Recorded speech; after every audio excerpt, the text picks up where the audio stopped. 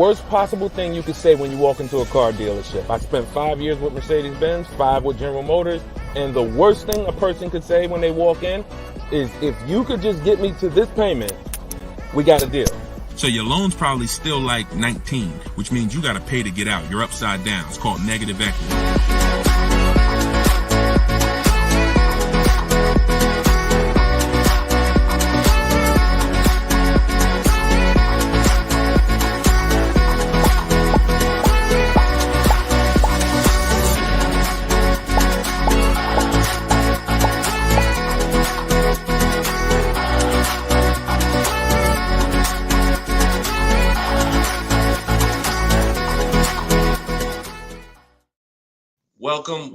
Welcome to episode 10 of Car Shopping Questions and Answers. I'm your host, Deshone the Auto Advisor. We do these live streams throughout the day to make sure that you can get insider secrets from someone who was in the car business for more than 14 years. Technically, I've been in it since 2006, even though I left in 2020 to focus on educating anyone who's willing to listen. And so those who listen to me, you're going to see throughout this show that they get below market deals. They get cars in 30 minutes from home. They're not going back and forth with negotiating. You don't need down payments. Everything that you may have thought you knew about car buying, quite honestly, a lot of that is going to be dispelled on this broadcast. But we're going to make sure that you know how to get to the money, where the hidden money is in your car deals, and quite honestly, how much you've been overpaying by not having this information. So come on in. I have my man Dolan moderating.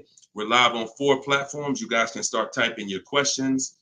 And while we get the first couple questions coming in, let's do some housekeeping. If you're going to spend some time with us on TikTok, if y'all could start tapping the screen, running the likes up so we can let TikTok know that we're about to talk some serious business here.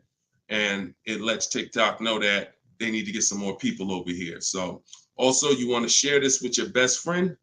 Last thing you want is for you to use these strategies, save a ton of money, and then your friend a year from now is telling you how they got a car and they got ripped off and they lost thousands of dollars.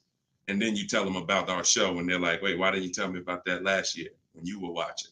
So tag your best friend. Shout out to the sharers. Also, while we're waiting for the first couple questions, let's do some housekeeping.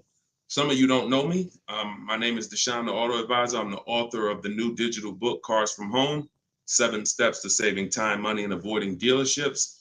We're rated 4.94 on Goodreads.com. Thank you to everyone who's rated the book. And we just got another rating, which is awesome. We appreciate it. And I'll read a little bit of it just so you can understand the magnitude of what's in this book. And everyone can get it for 75% off while you're here.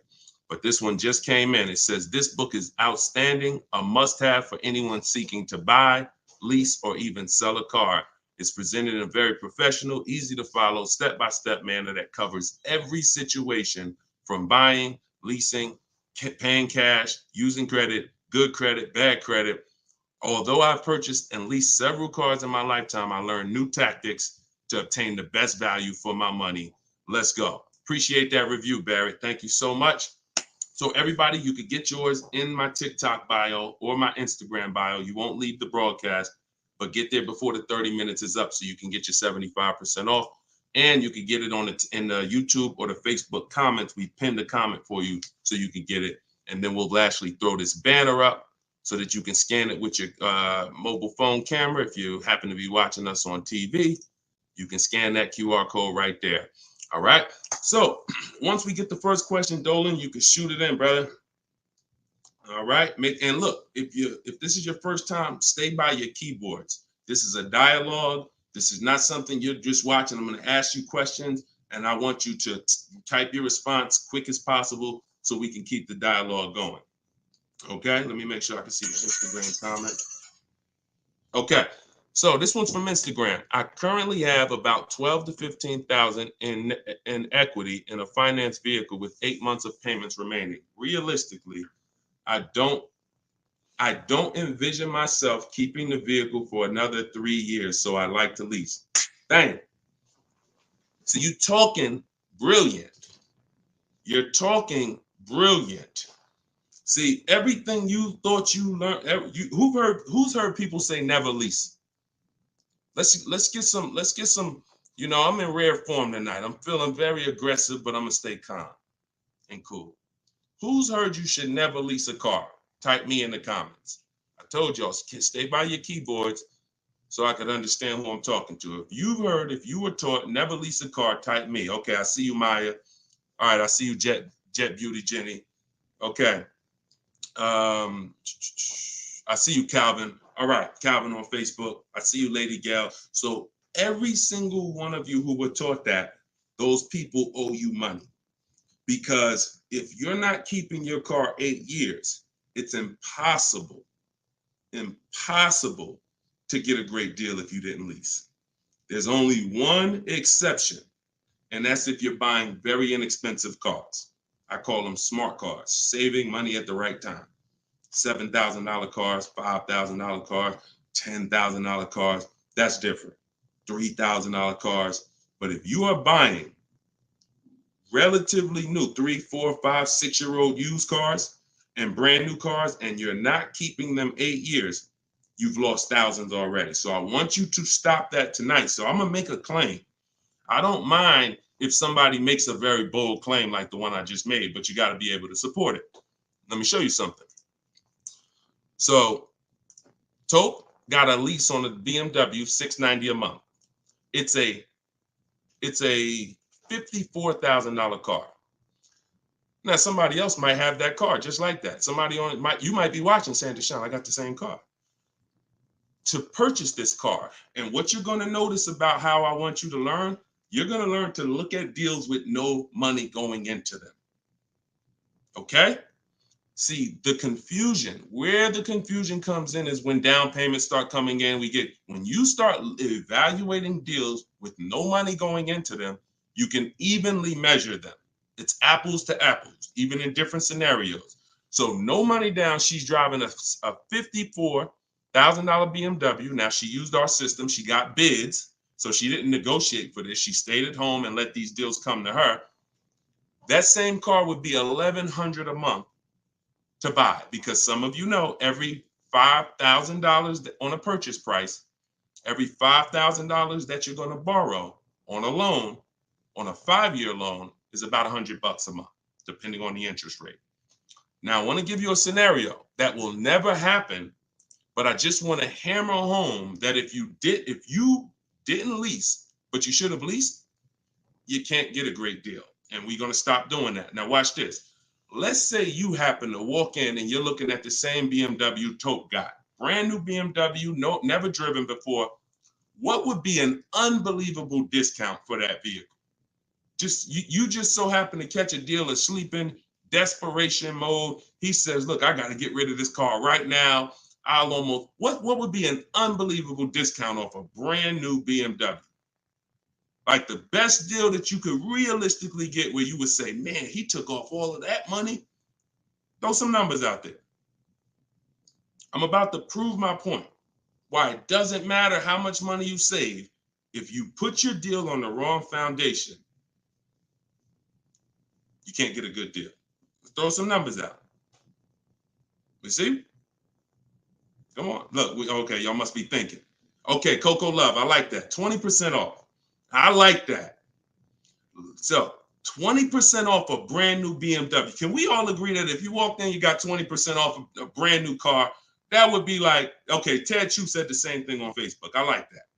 So let's just say, I'm gonna pull up my calculator, right? Pull up my calculator. She walks in, brand new BMW, $54,000. She gets it for 80% of what it costs. That's $43,000. I just told you every $5,000 is about how much per month? $100. So once we put our tax in here, let's not even put all the tax. Let's just round it up to 45. Tax is probably going to take it up to 46 with fees, 47. Let's just say 45. 45,000, y'all. Our payment's $900 a month. 5-year loan. That's with an unbelievable, never before seen discount. Remember that too. What is Tope paying? No money going into the deal. Do you see what I'm saying? Or if it's clicking, type clear. If it's clicking, that's an unbelievable, unheard of deal. Brand new BMW, desperate price. Please take it. I'm paying you to take it. Take 20% off the price. Here you go. You leave thinking, man, I won. I'll never get a deal like that again. What's my payment on this thing? $900. Take a 6-year loan. It's probably $800. Toke paying $690. This is what I'm talking about. It is it does me or you no good for me to show you how we get bids, how we make dealers bid for our business, how we shop for new cars, how we shop for used cars, how we make banks and credit unions bid when you miss this. Lease, if I don't lease and I should have leased, no way to get a great deal. So that's why, and we could throw one more scenario in here, because some of you like Deshone, but I don't buy brand new cars. I know what you're thinking.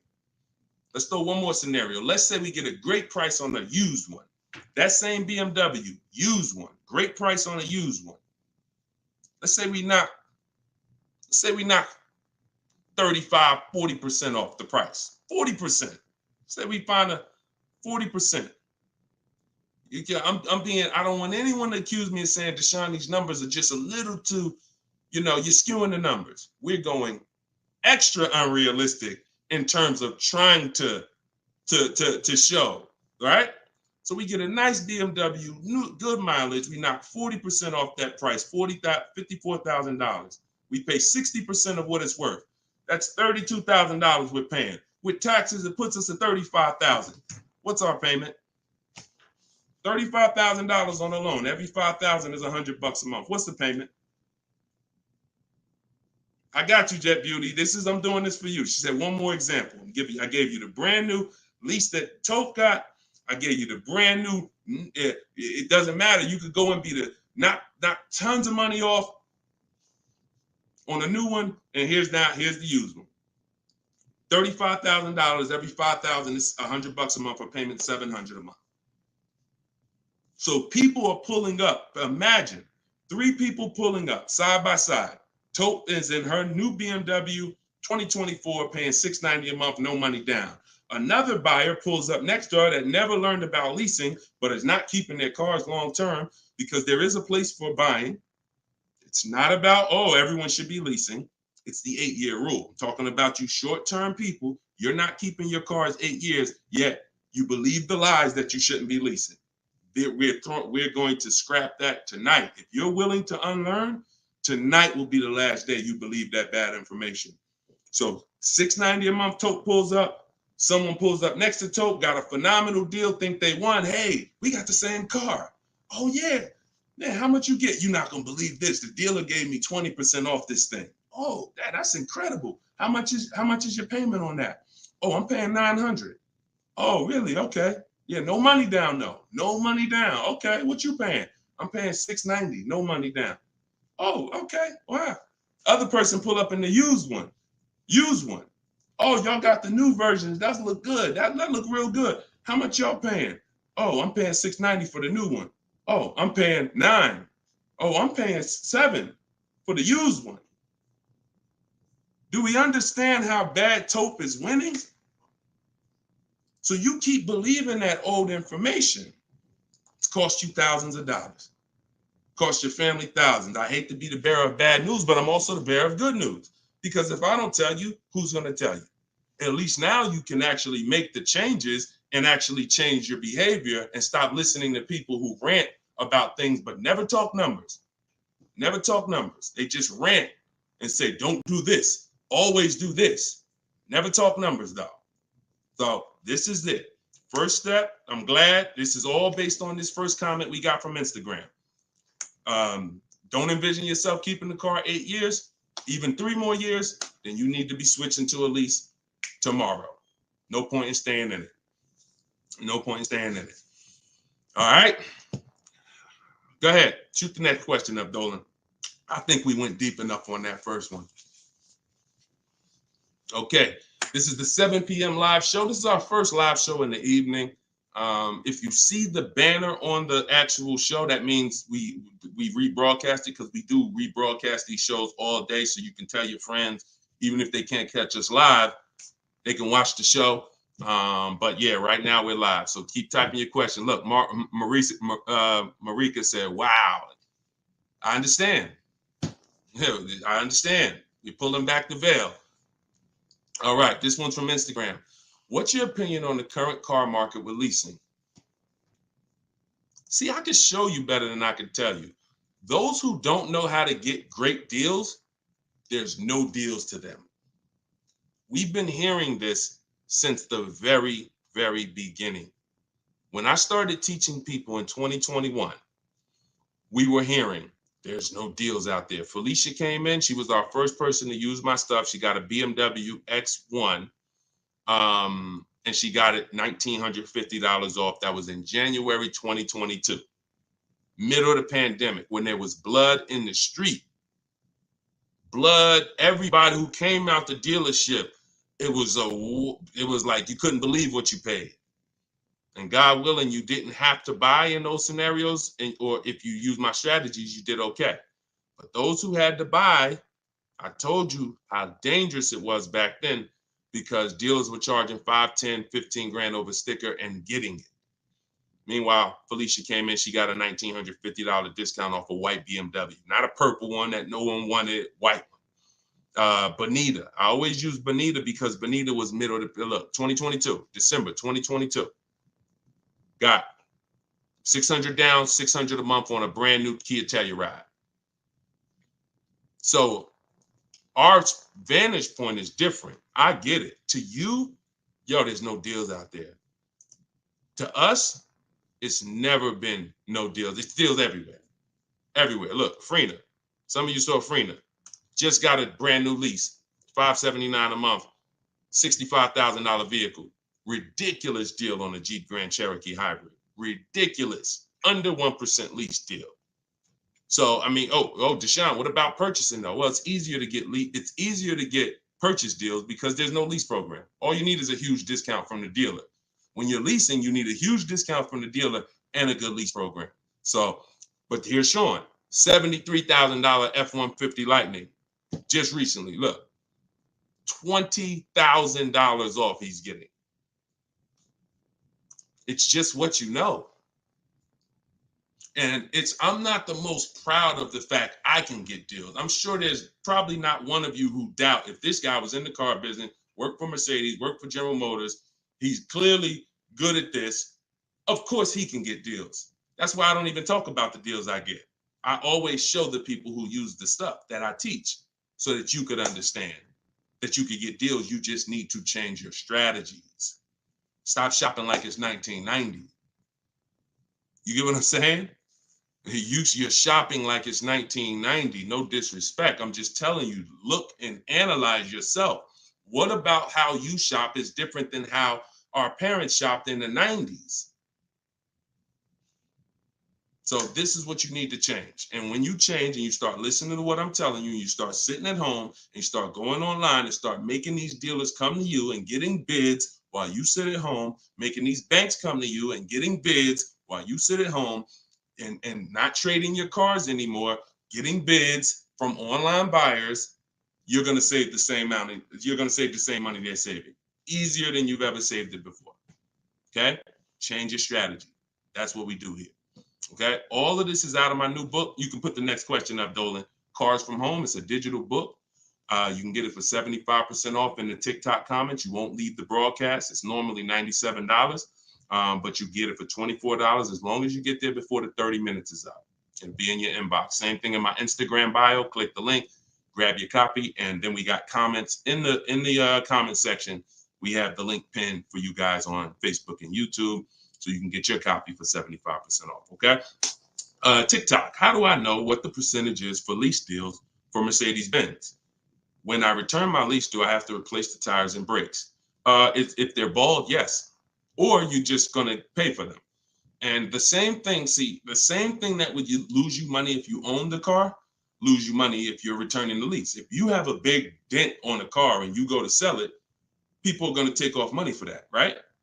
If you go and sell a car and you like, hey, yeah, I want to sell this car, and everybody looks and the tires are completely bald, they're going to take off money for that, right? Exactly. So you have to, now you don't have to run, now most leasing companies give you wear and tear. So I know you may have been thought, oh, I got to keep a lease perfect. No, absolutely not. They give you normal wear and tear. They allow you to have normal wear and tear, scratches, dings, you can even run the tires down pretty low. But when you start getting excess wear and tear, bald tires to the point where they're dangerous, dents, big dents, cracks in the glass, this stuff you're going to be billed for. And that's perfectly natural. Now, in the case of what is a good lease deal for Mercedes-Benz, it's not brand specific. Watch this, y'all. A good lease deal is a good lease deal no matter what. See, the name of the game with leases, if you're not keeping your cars 8 years, because there's a different way to win with cars, and that's keeping them long enough to where they're not depreciating a lot anymore. That's usually going to be at least 8 years before you start winning, and you can catch up with the good deals that lease people are getting. You see these payments they're paying. You saw the scenarios I put when, buying the used car, leasing, getting a great deal, buying the new car. In order for them to catch up to that lease deal, they need to keep their cars a very long time, 8 years minimum, so that they can start to recoup some of the money they're putting into these cars that a person who's leasing isn't. So long-term ownership is the way to win. 8, 10, 12, 15 years. Leases, great lease deals is the way to win. But that middle stuff, buying cars, switching them in 2 years, loss. Buying cars, switching them in 4 years, loss. 6 years, loss. Leasing the car and then buying it, so you go from a lease to a purchase, different, loss. You're stuck in the middle. So when we're looking at lease deals, y'all, we're using an old principle, which is the 1% rule. The 1% rule on great lease deals has always been around. As long as I've been in the car business, it was around. So if your lease deal was 1% of the MSRP of the car with no money out of pocket, you stole the car. You stole a car. And I got tons of those deals. I never paid more than that. Before 2019, that was my last time I leased, I had 4 Infinities, and I had 2 Pontiac G6s when I was with GM, and I had a Jeep Grand Cherokee. Those are the cars that I have leased. Matter of fact, I only leased one of the Pontiacs, then I bought a used one. So I had 1 Pontiac, 4 Infinities, and 1 G6. And 1 Jeep. 6 leases I've had, all under 1%. So that's a steal. But what I found is people were signing bad lease deals and not knowing, well, what's a bad lease deal? If that's a steal, then what's a good lease deal and what's a bad one? The only parameter for a bad lease deal is you paid too much for a car you're giving back. So if you pay, and I created the 1.5% rule, what that looks like is if you're leasing a $40,000 car and your payment's 1.5%, 1.5%, that's $600 a month. That is the max. Because when you multiply that by 36 months, you're $21,600. On a $40,000 car, once you take your taxes and everything, you're probably about 44. So paying 21 over 3 years, not that bad. That's the max though. That is the max. Max, you don't go into a dealer, hey, man, you got to get me under 1.5%. No one who's learning from me has a goal to be at 1.5%. If that's the best deal out of all the offers we get, then that's different. But once you go over 1.5%, look, $650 a month, that same car, you're paying $23,000 for. You're paying more than that for a car you're giving back in 3 years. So this is why we had to have that. Now, between 1% and 1.5, that's a good deal. Between 1% and 1.5, good deal. And what's going to dictate where you land on that spectrum is if you're getting bids, because you're not going to get the lowest price from a dealer without getting at least 5 offers. I told you, 80% of dealers are overpriced. Remember that. If you can grasp that, I want you to type the number 80, because you need to understand 80% of dealers in the country are overpriced. I see you. I see you, Steven. Okay, I see you, 223 apparel. All right, TikTok locked in. I see you. Okay, type. When you get that, then you're going to be much more aware that I cannot. I see you. I am Tashan F. Sir. You're going to be much more aware of why you cannot walk into a dealer thinking you're going to get your best deal. Because if there's 10 dealers on the street, 10, now what you should be saying is 8 are overpriced. So I can't gamble and walk in and think, because you can't negotiate and win with an 80% deal. Because their prices are so high, even when you get money off, you still lose. So that's where, so it takes two things to get great lease deals. You have to get bids while you sit at home. You talk to all 10 of those dealers online. I have the best system for doing that. You could do it your way if you want, but you need to do it.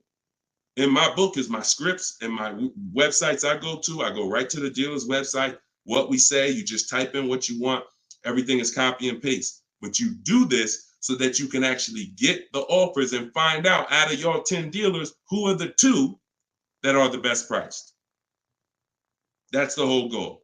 So you need that to get a great lease deal, a big discount from the winning dealer, and then you need a good lease program. That's what dictates where you're going to fall in that spectrum.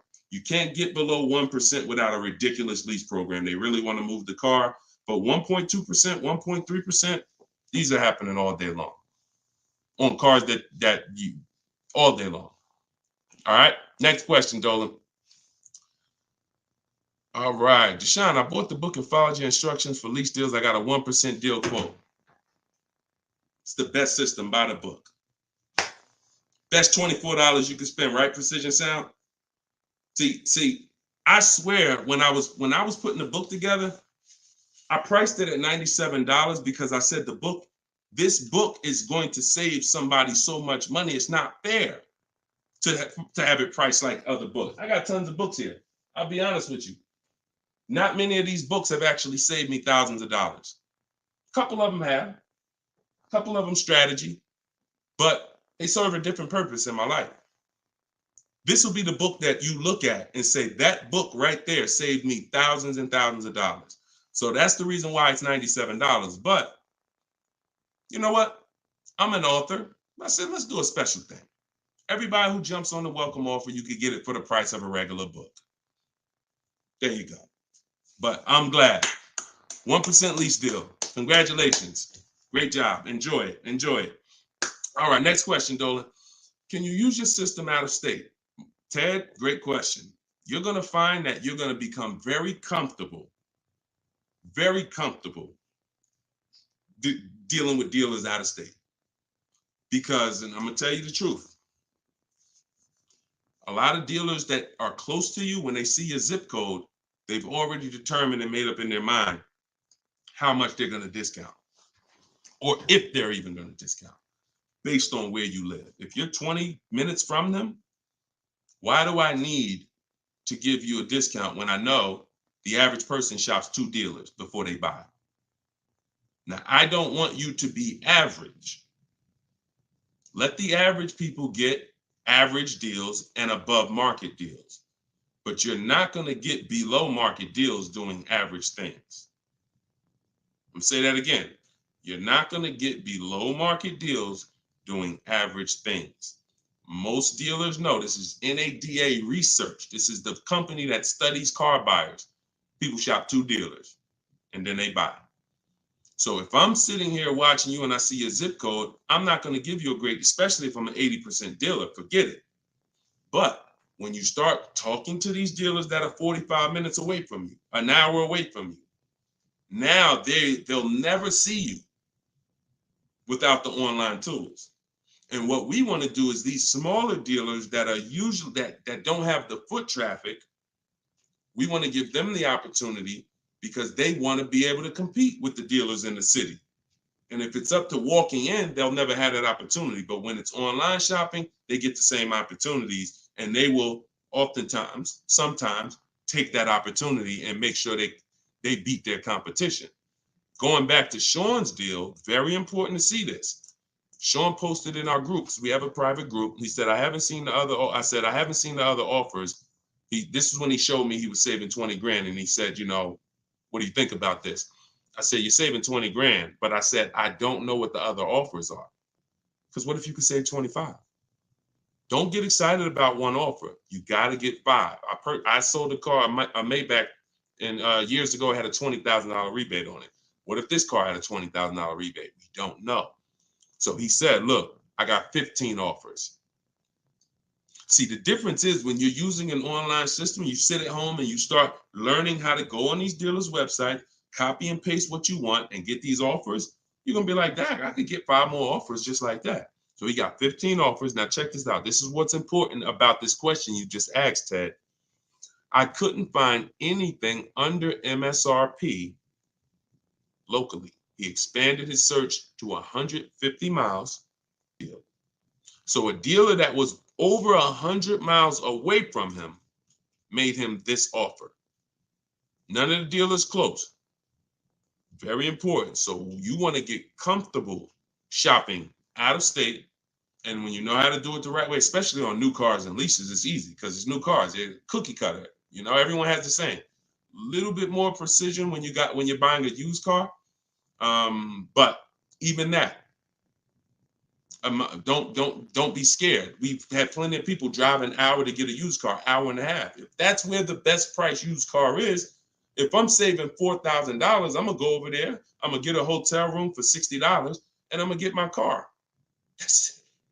I'm going to where the money is, not staying here because I want to be comfortable and I'll just pay more because I just want to be convenient. You know what I'm saying? Great question, though. Go ahead, Dolan. Next question. Stephen, you clicked that picture of me. He said, what do I click to get the book? Click that picture of me. Even on Instagram, there's a picture of me at the top. And you can go right to that website and you'll see a button at the top that says get the book for 75% off. So get your book before the 30 minutes is up so you can get your 75% off. This is Thomas on Facebook. What's your opinion on military members using this method? I move every 3 to 4 years. So do you think it's wise to get rid of my car note to own and lease? It's a great question. You need at least 3 years. If it's 3 years, that's fine. I don't want you trying to worry about breaking a lease contract 3 years in. 2 years in or a year and a half in. If I knew it was shorter than that, then I wouldn't be investing a lot of money in cars.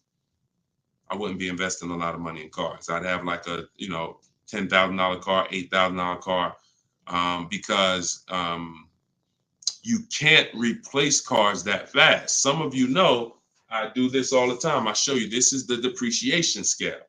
Whenever you see this, you think unseen. This is the unseen expense, the depreciation scale. This is why when you buy a car for $30,000 today, what is it worth tomorrow?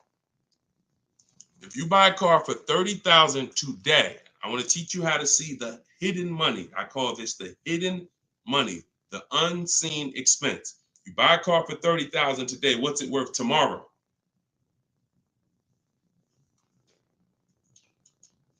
Throw some numbers out there.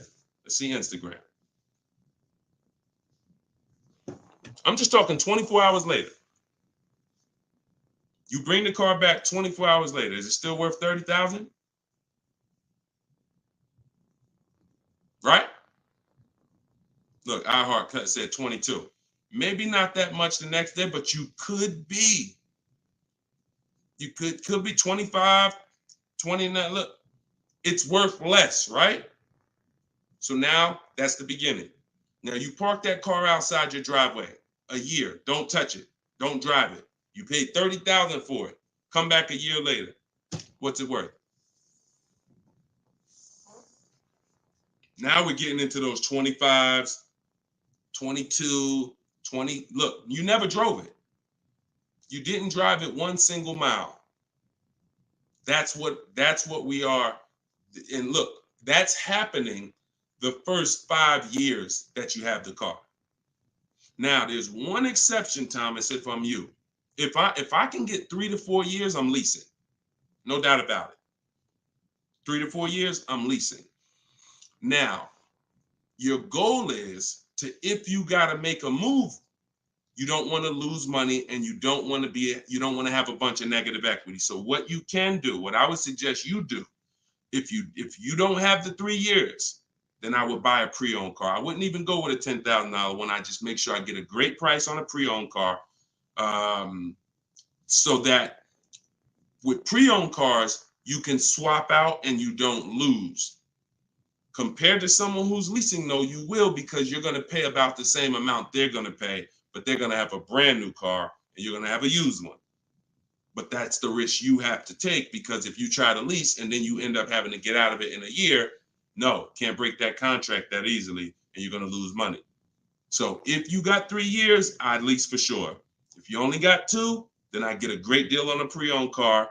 And then that way I'm safe. If I do need to get out of it, I can sell it and probably break even within a 2-year period, because it's not going to depreciate as much as a used car. I mean, as much as a new car. Okay? If you got 3-4 years, man, lease. When a lot of you, when you realize I'm not talking to you who are keeping cars 8 years. If you have a car outside your house for 8 years or longer, type me. Matter of fact, type K. We call that a keeper. You got to be able to distinguish the difference in these scenarios. Anything outside your house for longer than 8 years is a keeper. We're not even comparing leasing. But when your kids come to you and say, Mom, Dad, I want a car, we don't automatically make them, this is going to be a keeper. You're going to keep this thing for 8, 9, 10 years. No, I'm not. I'm going to keep this car maybe 5 years. Okay, then you should be leasing. Okay, your spouse. Me and my wife did it all the time. We had one car that we bought. That was the Pontiac G6. And then we would lease a car and we would rotate the lease. So you can have both. But the key is knowing every time you're about to buy a car, the first question is, how many years am I keeping the car? And if it's not 8, then you should be shopping for great lease deals. If it's 8 or more, then you should be buying. Very simple rules, boundaries based on numbers. All right. Go ahead, shoot the next one up, Dolan. Great question, Thomas. And anybody who's in that situation, that's a good strategy for you guys to follow. YouTube, 6 months left on my 36-month lease, 12,000 miles per year. Things came up and I had to use the car every day, 99,000 miles so far. What can I do? You pay. Now, what you can do is you're going to do an equity assessment. There's 3 ways you're going to work that you compare this. 3 ways, and you're trying to see which one is you're going to bite a bullet because you use the mileage. And again, I want to make it clear, had you purchased the car and put that same amount of mileage on it, your value of your car wouldn't have been like this. That's the average driver. Average driver, their value is dropping like this. That's average. You lose, a couple thousand every year, 5,000. You lose percentages. 20% the first year, 15%, 10%, 12%, 10%. That's the average driver. If you bought it, you'd have lost probably 25% in 1 year based on the way you drive. So it's not a matter of, I leased, I shouldn't have leased. No, this is what happens if you don't cater the lease to the lifestyle. And sometimes you have a lifestyle change, but it doesn't change the fact we have to account for the mileage you use. So we're going to do an equity assessment. You're going to see, if I sold this car, because the reason you're going to do this first is because you want to see what the highest bidders would pay. CarMax, Driveway. This is step 2 in my book, equity assessment. CarMax, Driveway, Carvana, Kelly's Blue Book, instant cash offer. Do not use Blue Book. Please do not come to me talking about what Blue Book said your car is worth. We don't use algorithm sites. We get real offers. Cash offers is all that matters to us. Okay?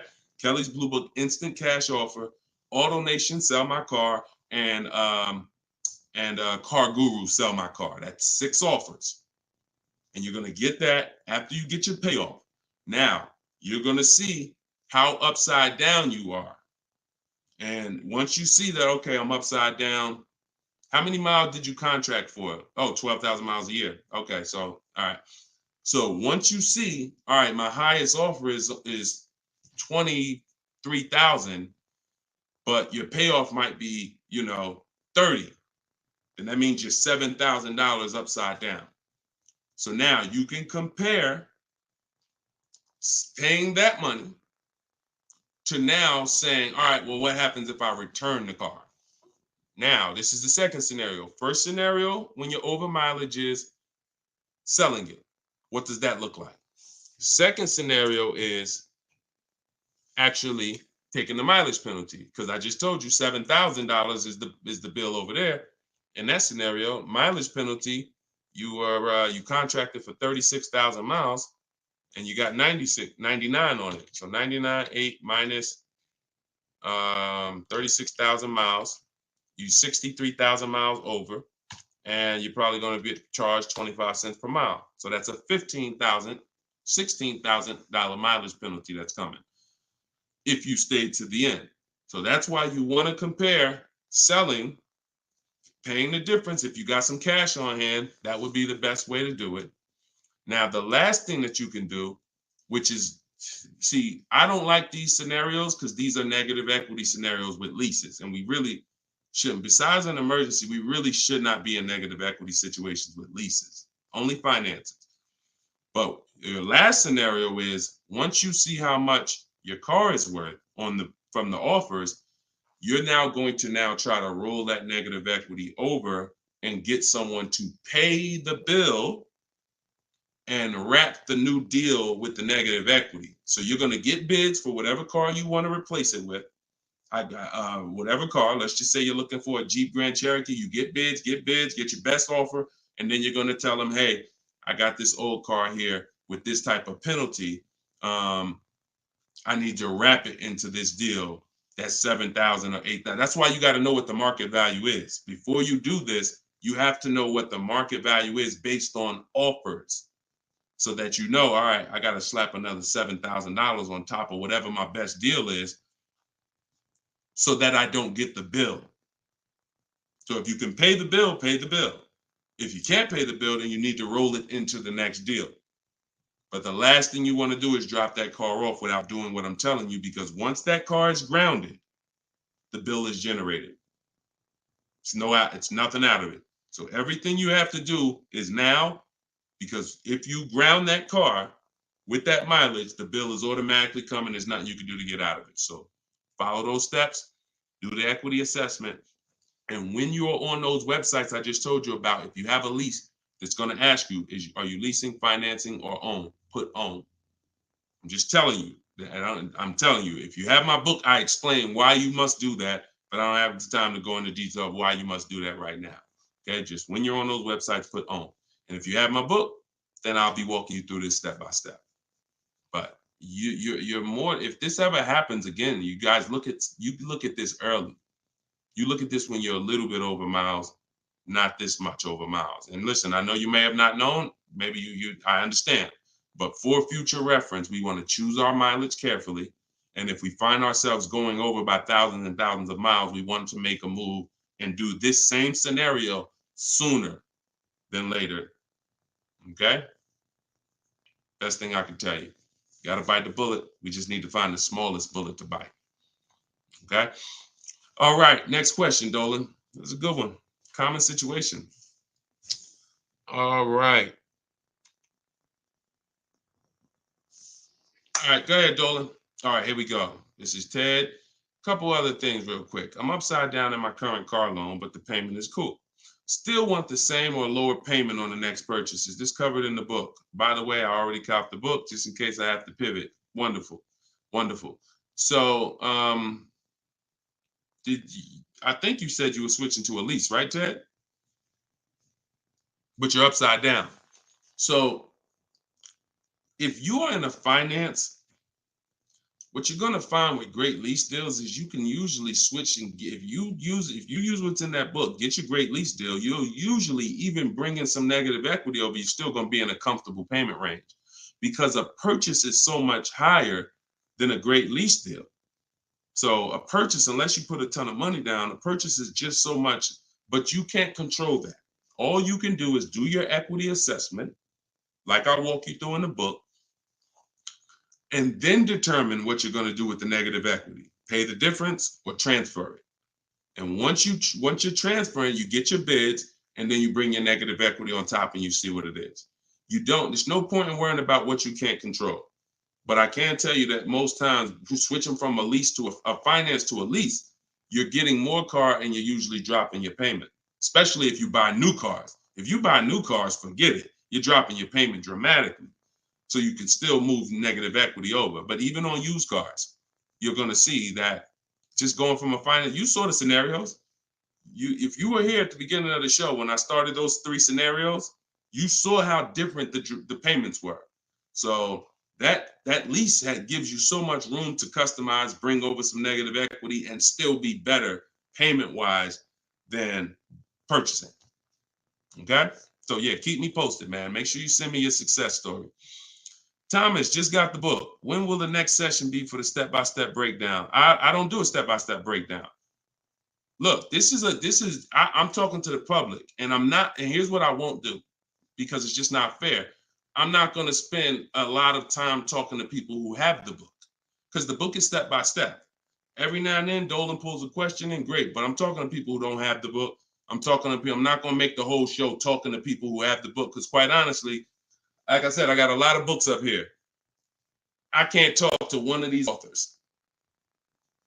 If I'm reading something from, this author over here, but the book is set up in a step-by-step way. So just use it and win with it. All right. Go ahead. Shoot the next question up, Dolan. It just would be corny. That'd be corny. Oh, he's only talking to people that got his book. No, we're not doing that. DJ Flair, YouTube. I haven't gotten APR under 1.4 on a lease. Should I settle? How many offers do you have? Now I'm looking at the comment section, DJ Flair. I need you, if you're going to ask a short question and then I'm asking you a follow-up question, I need you to type fast. And that's a quick look. Number, send. 3, send. 1, send. You know what I'm saying? I can't spend too much time if you're not right close to your keyboard. So okay, let's put it like this. If you don't have, I see you, Coach Troy. Thank you so much. Thank you to the people who support the broadcast too. I appreciate it. And shout out to the sharers. Shout out to the sharers. I see you, Body Gang Nunu. Thanks for everybody that's sharing the broadcast. Your friends will be mad at you if they find out you've been using this stuff and you didn't tell them, especially your best friend, your closest friend. If you've been using this stuff and you didn't tag them, go ahead. Go ahead, type your question, Coach Troy. We'll get to you. All right, I don't think with DJ Flair's tap back in. So here's the thing. The only time we're settling on any lease is when we have at least 5 offers. Because when you shop the right way, and anyone who shopped using my stuff can attest to this, when you shop the right way, you're going to see on a regular lease, any vehicle you name, you're going to see $150 to $200 a month difference. I told y'all, I'm not just telling you 80% of dealers are overpriced. You're going to prove it to yourself. 80% of dealers are overpriced, and you're going to prove it to yourself when you look at all those offers and you see that one dealer is at $450, another dealer is at $490, another dealer is at $530, another dealer is at $590, another dealer is at $6. We've been doing this. I've been working with people since 2021. I got over 1,600 people in my personal, coaching program, and we got thousands of people that have the book. So when we get the offers, that's what we see. So the only way we will settle on a 1.4% lease is if we know that's the lowest offer in the market. And the only way we know it's the lowest offer in the market is I'm looking at the other lease deals. Oh, that one's 1.5. That one's 1.7. That one's 1.75. That one's 1.8. Now I know 1.4 is the deal. Let me get this up out of here. This is a great deal on this particular car. That's the only way. Okay. Next question, Dolan. Great question. I'm on the fence about joining maps for my truck purchase. Can you elaborate on how it's different than following the book? I don't even talk about maps on here. Maps is Maps is my book and video with me coaching and Zoom calls and a private Facebook group. Totally different. And again, that's another reason why I can't get too big into giving questions and answers. Look, the book is there. It's $24. It's step by step. People have used it, gotten to success. That's why we're rated 5 stars, 4.94. But that's why we're rated high. That's why people are writing me. Look, we just got this today. So when I get this stuff like that, the only time I'm going to engage with thousands of people who got the book is when I know the book is not really complete. It's not complete, but we know the book's complete. So when Tiffany sends me this, look, I just got this from Tiffany. Look, I believe we got a great deal. Look, 2024 Mazda CX-90, $44,820 on the sticker. Discount was $6,530. That's ridiculous. That was her best offer of all her bids. $65,000. She saved 15% off the price of the car. Brand new car. She just sent me this. So some people are like, Deshone, you know what? I can follow the book. This is my thing. You laid it out step by step. Step 1, 2, 3, 4, 5, 6, 7 is delivery. Step 7 is literally getting ready for delivery. So, but Maps is totally different. Maps is the program I launched in 2021 that I work personally with people. We do coaching calls, and we and everything in the book is in video form. So you're not reading, you're just watching step-by-step video. So you could email me about that, and we can talk about that another time. All right? You get what's right for you. Go ahead. Next one, Dolan. All right. What if you drive too many miles daily? You just pick your miles. You choose your miles wisely. You can see, here's what I want you to understand. Now, if you were on the show a little earlier, we talked about how you're going to pay whether you, and bring in, Dolan, can you bring in Coach Troy's question on TikTok? Here's what you have to be very clear on. You pay for the miles whether you purchase or lease. That's why I want you to think about that. Depreciation scale. If I drive 0 miles, my car is worth less in a year. If I drive average miles, it's worth less in a year. If I drive high miles, it's worth less in a year.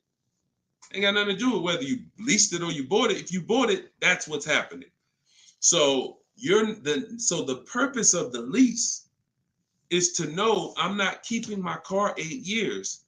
So I'm going to look to replace the car while it's dropping in value like this. If I buy it, this is year 1, this is year 2, this is year 3, this is year 4. Once you get about year 6, it starts to round out. You're losing less value, year 7, year 8. But you still need to catch up to the person who leased because they haven't put all this money in the car that you have. That's why it's the 8-year rule. But if you're like, Deshone, I know I'm not keeping the car 8 years. Your goal is to beat the depreciation in. How do I get a car without taking this type of loss? That's a lease. That's a great lease deal. Not an average lease deal, not these commercials. None of these lease deals y'all saw in the show today was based on a commercial. Nothing. They were probably thousands better. Do never look at commercials and think, oh, that's a lease deal. Absolutely not. Absolutely not. So what you're going to do is you're going to assess your miles, see how much you drive to work and back, how many days a week, and you're going to add that up over the year, and you're going to come up with a number. And if it's $18,000 a year, great. I worked for Hyundai for 6 weeks, and I keep the story short, but I worked for them for 6 weeks. I was a manager there. Owner ended up getting indicted. Straight up highway dealer. Like I would never, it's the only dealer where I said, whoa, this ain't for me. No way. Got out of there in 6 weeks. Gave them their car back that they had me driving. I said, I appreciate it. God bless you. So I end up getting, I had a person who was dropping off their lease. And I was doing the paperwork to ground the lease for them. Hey, I was doing the work to ground the paperwork, and to ground the lease, and I saw that he had like 70,000 miles on the car. And I said, "You lease this?" He said, "Yeah, man, I always lease." I said, "Wait, you in sales?" No, he told me. He said, "Yeah, I'm in sales. I drive over 20,000 miles a year. I used to buy my cars, and I just be, all this negative equity. I had to put big down payments. I just, once somebody showed me about leasing, I never stopped. I pay my payment, I bring it back after 3 years, get a new one every 3 years." I said, "Wow, that's crazy." Then I looked at his payment, and I saw his payment was only like $150 a month more than a normal payment. It wasn't $500 more a month. It was $150, $175 more to get the additional mileage that he needed.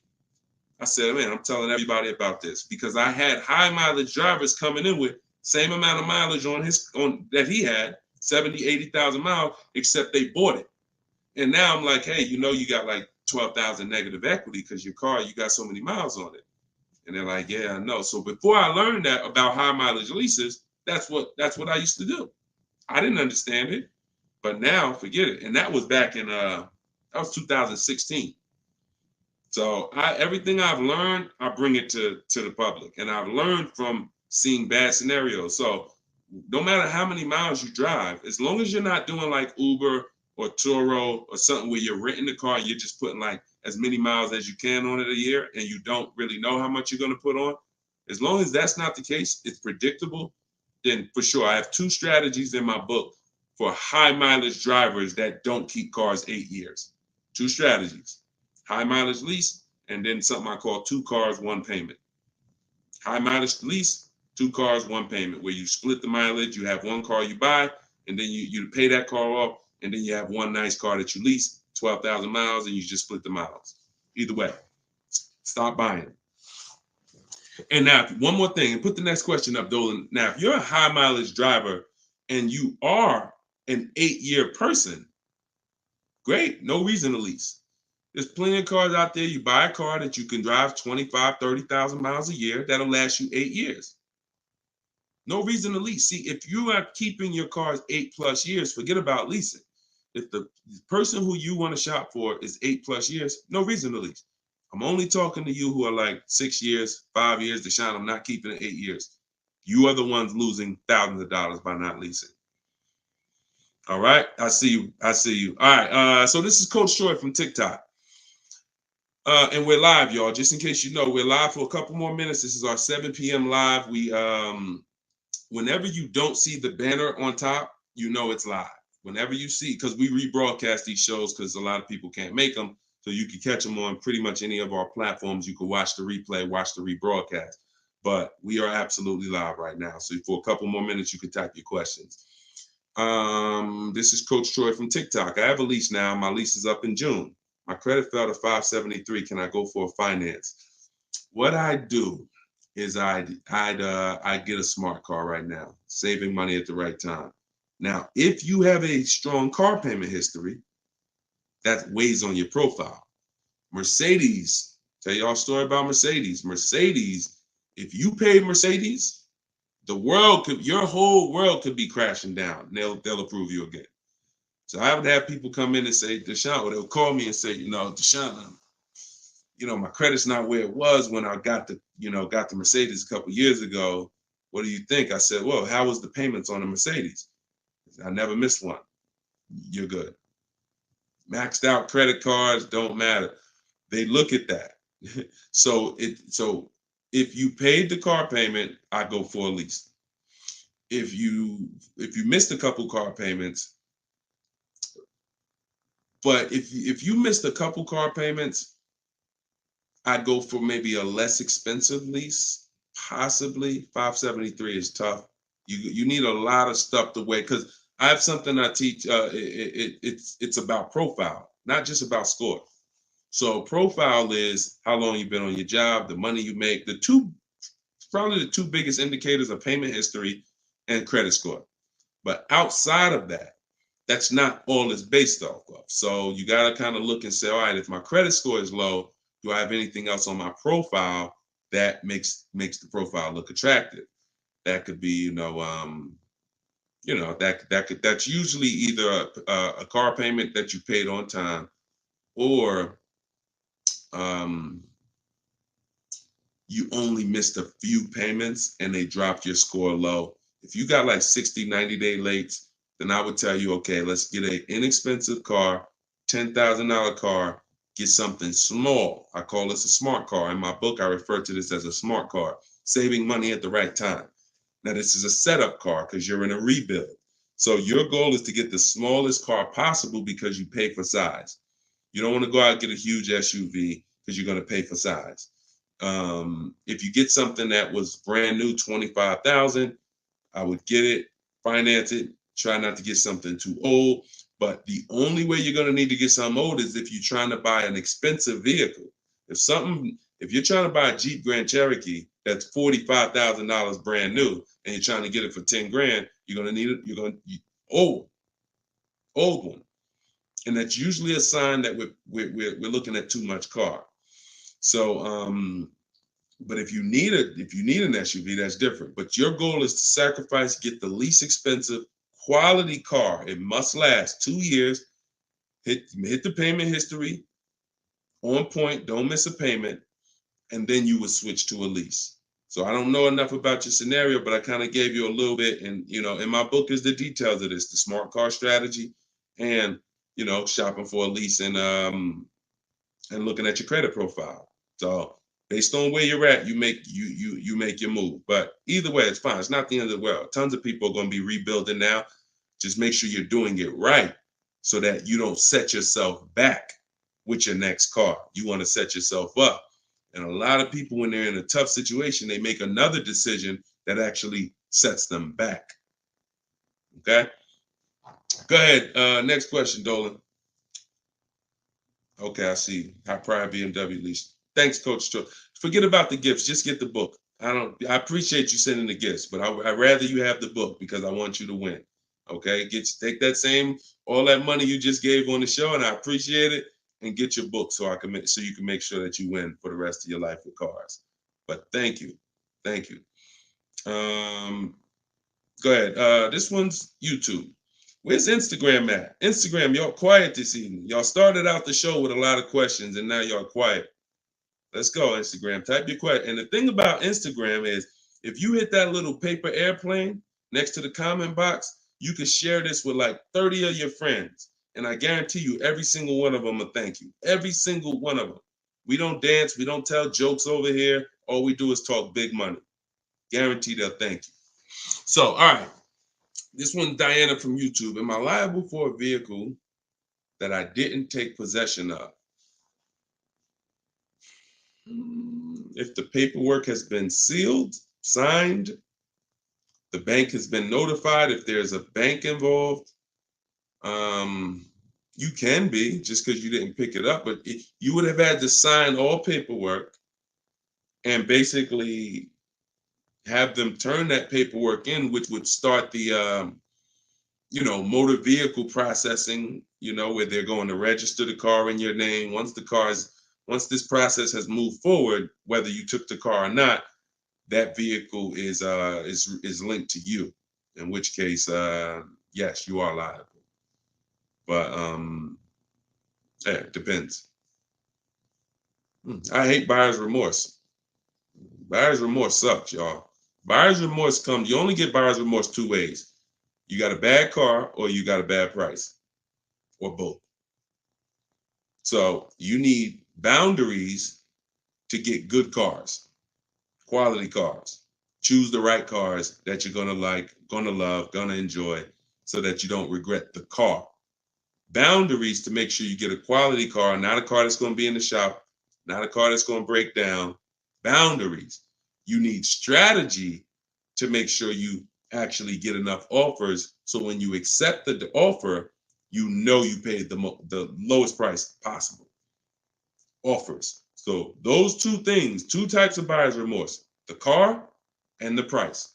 The car, that you're shopping, how you shop, choosing cars, taking your time, knowing what websites to go to make sure the car is quality, going to test drive the cars if you're leasing or buying a new car. That's the shopping boundaries. That's how you make sure you don't get a bad car. When you're looking at a used car, narrowing it down, title history, service records, accident history, and then the strategies. The other buyer's remorse is, I don't like the price. I think I could have paid less. I think I'm overpaying. I'm not comfortable. That comes from getting bids and looking at multiple offers. Got to use this. If you don't use this, that's going to continue. It's impossible for you to eliminate that without those two strategies. Boundaries, shopping strategy. Okay? I hate buyer's remorse. Go ahead. No problem, Coach Troy. I appreciate you. Go ahead, Dolan. Next one. Okay. Oh, we got another success story. Let's go. Okay. Thank you, Gina. YouTube success story. Just ordered a 2024 BMW X3 M40 for almost $4K off MSRP plus $3K military discount. Would have never thought about this being possible. Followed your car shopping for people who hate car shopping book. Don't make me drop the microphone up in here. Gina, $7,000 she's saving from home, getting bids. See, look, I love this. I love this. This is empowerment right here. Forget all that other stuff. Forget all the other stuff. Is if you use something and it does not save you money, throw it out. But you got to use it. I knew that if you're willing to use what's in my book, if you are willing to take it, trust my process, these are the results. You don't have to be me. You don't have to be Deshone. Gina's not me. Gina didn't even know about this a month ago. Got the book, used the step-by-steps, saving $7,000 off a brand new BMW M40. X3 M40. Come on. Come on. Congratulations. Enjoy it. Great job. I had dealers beating other dealers' prices. I see. Come on. That's the language that I want you talking. That's empowerment right there. There's no buyer's remorse. There's no potential for buyer's remorse. How? I got dealers competing. Yo, all right, you the best right here. You won. The heck? There's no room for buyer's remorse when people were competing, jumping through hoops. Hey, pick me. Here's my offer. Here's my offer. Here's my offer. Come on. All right. I love it. Good job, Gina. Okay, to everyone else who's like, what book did she use? That's my new digital book. It's called Cars from Home. It was originally called Car Shopping for people that hate car shopping, but now it's called Cars from Home. 7 steps to saving time, money, and avoiding dealerships. Has all my templates for new cars, used cars, leases, everything in there. And it's normally $97, but in my TikTok bio, you can get yours for 75% off. In my Instagram bio, click that link and then get your book. You'll pay $24 instead of $97. And in Facebook, YouTube, we got the comments. We got a comment pinned for you guys to get it. Go to deshonesbook.com right there on the screen. Or if you're watching us on TV, you can just scan that QR code with your mobile phone. I want the success stories. I love the success stories. Love it. All right, go ahead, Dolan. We got a couple more minutes. Go ahead. Next one. Okay, this one's Maria from Instagram. Apologies. I had to serial earlier, so I probably missed the answer. Do we include the fees into the payments when calculating the 1.5% rule? Absolutely. Now, the simple way is you don't have to worry about the fees. You're getting offers. Here's all that's important, Maria, when we're getting our lease offers. Total out of pocket is first month's payment only. If someone submits a deal with no first month's payment, you $2,000, $3,000, because some of them will do that. Can you please, resend the offer with just first month's payment? Then 12,000 miles per year. Then we're getting at least 5 offers. And then what we're doing is we're dividing the monthly payment into the MSRP. Dividing the monthly payment into the MSRP, not the selling price. Doesn't matter the selling price. The selling price is what affects the percentage. That affects the percentage. You need the MSRP so you can judge the deal. MSRP. Divide that into the MSRP. That's all you need to know when looking at lease offers. So I can look at 20 lease offers from 20 different people, As long as they are using the format that I told them to submit me the offer in, I can compare 20 offers in 60 seconds, maybe 2 minutes. Boom, boom, boom, boom. All right, this dealer made the best offer. Very simple. Don't worry about fees with leases. Just do those percentages. Everything else will slow you down. All right, great question. All right, wasn't it fun? Look, Precision Soundworks said, wasn't it fun following his steps? I just gotta put that on it. Listen, this kid, oh man, come on. Wasn't it fun following his steps? Because you're in control. You're in control. It's fun being in control when you've been buying cars. You've been out of control for all your life. You felt intimidated. You felt like, oh, they're gonna get over on me. I'm gonna say the wrong thing. I'm gonna do the wrong thing. Now it's the total opposite. You're in control, so it becomes fun. My man, I love it. All right, go ahead, Dolan. Okay, this one's from TikTok. My brother totaled my car with only liability insurance. What should I do?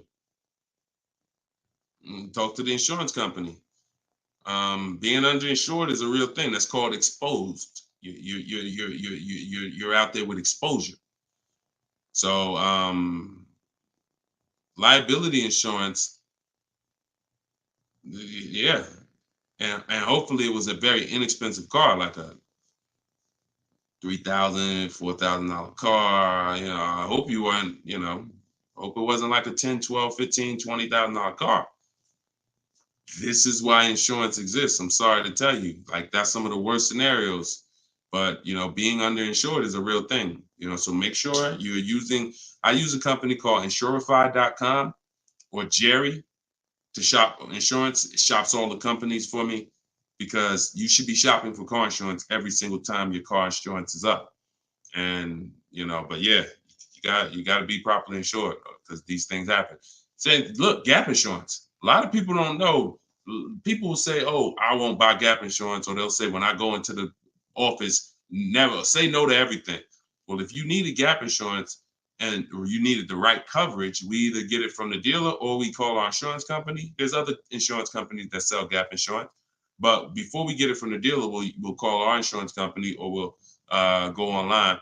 But if you total your car and you owe 25, but the car's net value was 20, you got a $5,000 bill coming. Totaled your car, lost your car. Now here comes a $5,000 bill. Hey, what happened? Gap, exposed. So this insurance thing is very real. So please make sure. I mean, I hope it works out for you, but make sure you have proper insurance coverage. All right, go ahead, Dolan. All right. Great questions. Great questions.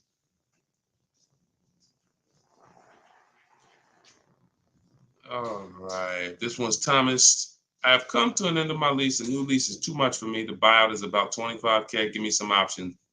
Unless you got 5 offers, that doesn't mean anything. See, the problem is you didn't get 5 offers. So you probably got a lease quote from an 80% dealer who you've been buying cars from, leasing cars from. You come in, hey, what's a new one going to cost me? They're trying to keep you high based on three years ago. Everybody was overpaying and they're trying to keep you high. They're trying to keep their profit. And you look and saying, wow, the new one's 700. Nah, I can't do that. I guess I'm going to do something different. Meanwhile, when you start getting bids, you'll see that maybe the best deal on that is 500. See, all of these deals that I'm showing you guys, you got to understand something. These are not deals that people are getting by walking into dealers. Look, this is Charles. He got a Hyundai Palisade, top 10 most popular SUVs in the country. $48,000 vehicle, $597 a month. $597 a month. Listen, and just so y'all know, we live right now. This is not a replay. So we are straight live. I want you to know when we're live and when you're watching a rebroadcast. Okay? Like, understand, this doesn't happen walking into a dealership. So when I usually hear questions like this, oh, I'm gonna buy the lease out, or hey, there's no deal, you know, the new lease payments are too high. No one who's getting multiple offers are saying that, because what you would be doing is you would be flipping to another vehicle. Before I go from leasing, which is a value play. Leasing is driving brand new cars for pennies on the dollar. To go from that to buying a used car is an entirely different thing. Buying your lease is buying a used car. So when you do that, Alexis, just go to deshonsbook.com. Just type it into your browser. So when you do that, you're switching totally different strategies. But what I would do if there's a bad lease program, if let's say I've been leasing Mercedes-Benz for years and I go to get another one and I do all my offers and I see, oh, this is a bad lease program. It's over 1.5, 1.6, 1.7. No thanks. I'm going to go to my plan B car. I'm going to look at it, a plan B car, because every single vehicle has a different lease program. And sometimes you'll look at one vehicle and you'll think, oh, this is all leases. No, that's one vehicle. That's not even all leases in this dealership. This vehicle has a different lease program than this one. This trim level has a different lease program than that trim level. They're all different. So when we get locked in on one overpriced lease, especially if we didn't get 5 quotes like I teach. So no, that is the strategy. So you just say, give me some options, please. Here's your options. Get 5 offers. If they're all over 1.5%, next vehicle, pick another vehicle. Get 5 offers. If those are over 1.5%, pick another vehicle. Eventually, you're going to find a vehicle that has a great lease deal, and you're going to say, okay, this is it. They're all different. If you're using my book, you can do this in 60 minutes. Your first time using this, it'll probably take you 90 minutes to do the process. Second time, you should be around 60. I want you guys, by the time you use this 2-3 times, you'll be getting car. I can get any car I want, get the best offer, look at the whole market in 60 minutes, 45 minutes, 60 minutes. So that's not going to be your first time. 90 minutes probably the first time. But this is 90 minutes. By the time, that's not one trip to the grocery store. It's not even one trip to the grocery store. All right, y'all. We've been on for an hour and 18 minutes. We like to keep these lives around an hour and 15. We're going to wrap. We'll be back. Listen, this is what we do. Shout out to the surprise success stories. Thank y'all to everybody who spent some time with us. Everything that I taught tonight, everything I taught today is out of my new book. It's called Cars from Home, 7 Steps to Saving Time, Money, and Avoiding Dealerships. It's the science of shopping from home online the right way. There's tons of people who try to shop online. There are car sales people who have mastered the science of not giving quotes online, making it hard to buy online. So the same way when people were walking into the dealer, car salesmen got trained on how to handle you. The same way they saw millions of people go to the internet, they created internet sales departments to get trained on what? How to handle you. So you need a strategy to make sure that you're doing this the right way, getting bids. You don't have to be a great negotiator when you're great at getting bids. And that's what the book is about. So you can get your copy for 75% off. It's $24 in my TikTok bio or my Instagram bio or the link in the comments on YouTube or Facebook. And if you're watching us on TV, just scan that QR code with your phone. But we'll be back sometime tomorrow, depending on when you're watching. And this is what we do. Let's keep saving this money.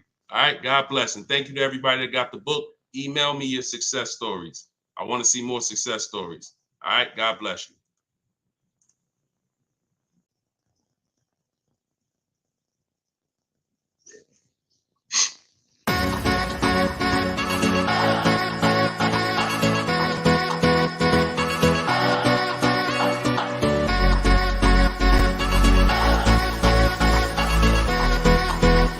The worst possible thing you could say when you walk into a car dealership. I spent 5 years with Mercedes-Benz, 5 with General Motors, and the worst thing a person could say when they walk in is, if you could just get me to this payment, we got a deal. So your loan's probably still like 19, which means you got to pay to get out. You're upside down. It's called negative equity.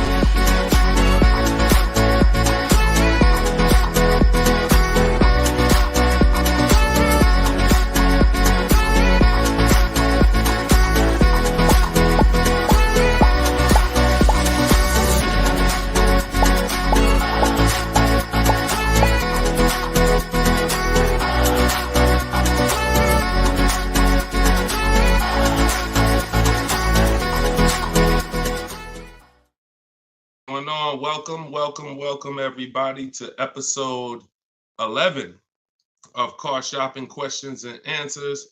I'm your host, Deshone the Auto Advisor. I'm just sharing the broadcast onto Facebook. We're live on all 4 platforms: TikTok, Instagram, YouTube, and Facebook. We do these shows throughout the day, and we do lives. If you see the banner above me, that means you're watching a replay. If you don't see the banner, that means we're live. You guys can start sending your questions in, and we will get down to the order of business, which is making sure that you have the inside strategies, the best strategies to car shopping online so that you can get below market deals. Good to see you, Miss Brooklyn. I see you on TikTok. Let me pull up Instagram. I like to see my Instagram comments. I got my man Dolan in the back moderating, and so he'll be pulling your questions in as you type them. If this is your first time on a live with me, can you type the number 1? First time ever on a live with us, can you type the number 1? And everybody who's been here, if you've been here before, can you type the word welcome so we can give a welcome to the first timers in here, to the people who've been here before. We got a lot of first time people. Good to see you. All right. And type a welcome to everybody who's been here before. Now, I always say you should share this with at least your best friend, because they will get upset with you if you start using these strategies, when you start using them and getting below market deals and they're out there fending on their own and overpaying. All right. So share this with your best friend. Now, just some housekeeping. I am the author of the new book, Cars from Home, 7 steps, not 70, 7 steps to saving time, money, and avoiding dealerships. We're rated 4.94 on Goodreads.com. So I appreciate all of you who have helped us get to this rating. I'm showing it right here. I think right now we're up to 35 ratings and 28 reviews. I appreciate everyone who's taking the time to review the book. So appreciate it. Everyone can get your copy of Cars from Home, my digital book, in my TikTok bio for 75% off. It's normally $97. You can also get it in my Instagram bio. And then we have a comment in the Facebook and YouTube section pinned so that you can get your copy for 75% off. And we also have the banner for those of you who are watching us on TV. You can simply scan that QR code with your phone to get your 75% off. It'll be in your inbox in 3-4 minutes. Now, something very important to know, that's only for 30 minutes. Once you visit that site, you'll see the 30-minute timer. Once it goes to 0, the price does go back up to $97. So get your book before the 30 minutes. All right. So come on in. Dolan, whenever we get the first question, you guys can start. We can start bringing them in. And what I always say is type your questions fast, stay by your keyboards, because we like to dialogue with you while you're on the show with us. Okay, Carm from TikTok said, would there be any benefit for me in turning my lease in early if I'm going to finance my next car? No, because a lease is a contract. So if when you set out, like with a finance, you could switch it in any time. So finance, it's your prerogative whether you want to, sell that car. Some of you may have been taught you had to kind of have your car. Some of you may have been taught you had to wait and basically have your title before you could sell the car. That's not true. You can sell a car that you own anytime you want, whether there's a loan on it or not. Now, in the case of a lease, it's not like that. You have a set term, usually 36 months, 39 months. We don't do 4-year leases. And so unless you can sell that car and break even through what we call the equity assessment process, where you're going to get cash offers, then no, there's not only is there no benefit, there will be penalties to you doing that. So that's the only way to get out of a lease early, is to sell your way out of it. If you turn it in early, all those payments will be due that you were responsible for. All right.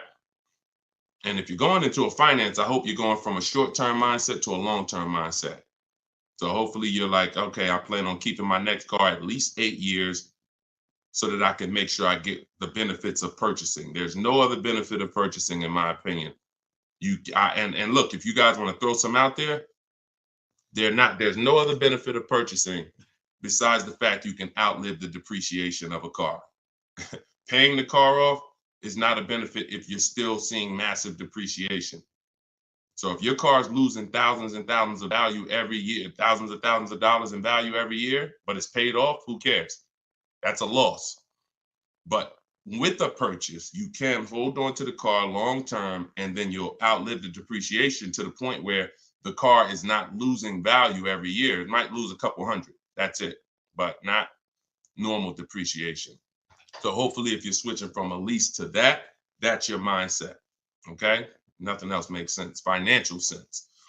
All right, go ahead, Dolan. Next question.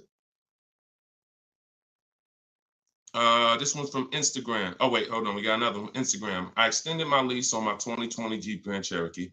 I only pay about $270 and change a month, thinking I should buy it out. What are your thoughts? Why do we want to buy? Why do we want to go from leases to buys? There are two totally different benefits. First of all, $270 a month, and I'm assuming you put money down because even on a great lease deal, $270 a month is just not going to happen on a Jeep Grand Cherokee. So you paid that payment a little, you paid to get that payment a little bit, but yet and still, a lease is, the benefits of leasing are you're driving very expensive vehicles, brand new vehicles, $25,000, $30,000, $50,000, $100,000 vehicles for pennies on the dollar when you get great deals.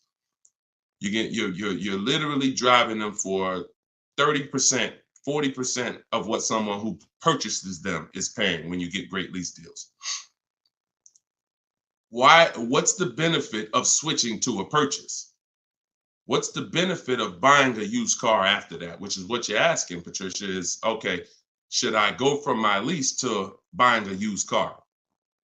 Because that's what when you buy your lease, that's all it is. You're buying a 3-year-old used car. There's nothing different than that. So if you are of the mind, and also to get a payment that is relatively low on a lease, you got to take a long, when you buy out your lease, you got to take a 6-year loan, especially with today's interest rates. You're going to take a 6-year loan. So you're literally paying on a car for 9 years. You're committing to a 9-year payment on the same car. Think about that. If y'all enjoying it, y'all gonna spend some time with us. Could y'all tap the screen, keep running the likes up on TikTok? Appreciate you. All right, what's the benefit? So why are we doing this? And for the, all I do is I spend my time talking about numbers and thinking about financial ramifications, financial consequences of the decisions we make. And I try to explain them to you so that you can look down the road and see that this doesn't make financial sense for me to do this. So if you're looking at a $270 a month payment and you put money down, your best bet is going to be to shop for another vehicle unless you want to keep the car a long time. If you say, Deshone, I'm keeping this thing 8 more years, then you can buy a used car, because that's the only way it's going to make sense for you to pay 9 years of payments on the same vehicle is if you keep it at least 11 years, which is 3 when you bought it, when you leased it, and then another 8 once you bought the lease out. 11 years. But you paid for 9 on the same car. So there's no good reason to do these things. Buying your lease out is the only scenario where you come in. I used to have people come in the dealer. Some of you who are new to the show, I worked for Mercedes-Benz for 5 years. I worked for General Motors for 5 years. I had my own new car brokerage for 4 years. So I've been in and around cars for the last, since 2006. People would come into the dealer and say, they had a car that they bought brand new. I want y'all to listen to this and stay by your keyboards, all right? Because I'm gonna ask you a question. Somebody comes in a dealership, they're looking to replace their car. They say, Deshone, you know what? I want to trade this in for something different. I said, okay, how long have you had it? I had it about 5 years. Oh, so you bought it new? Yeah, I had it since it was new. Okay. Now, somebody's had a car 5 years. If your friend came up to you and said, yeah, I'm about to replace this one, and they told you they had it since it was new, wouldn't you think that it was either paid off or almost paid off?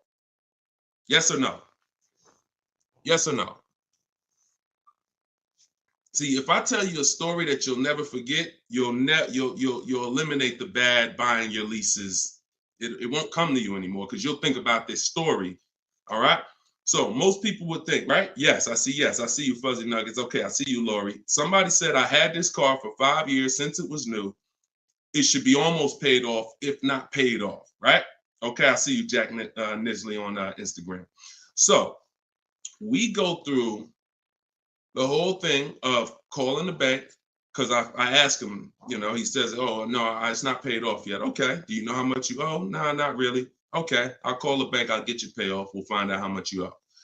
Now, when I see somebody who would come in the dealership and they were trading a car in 5 years or 4 years or 6 years, I already knew I was going to talk to them about leasing, because they were going to love leasing when I started showing them the numbers and saying, hey, you should stop swapping these cars out.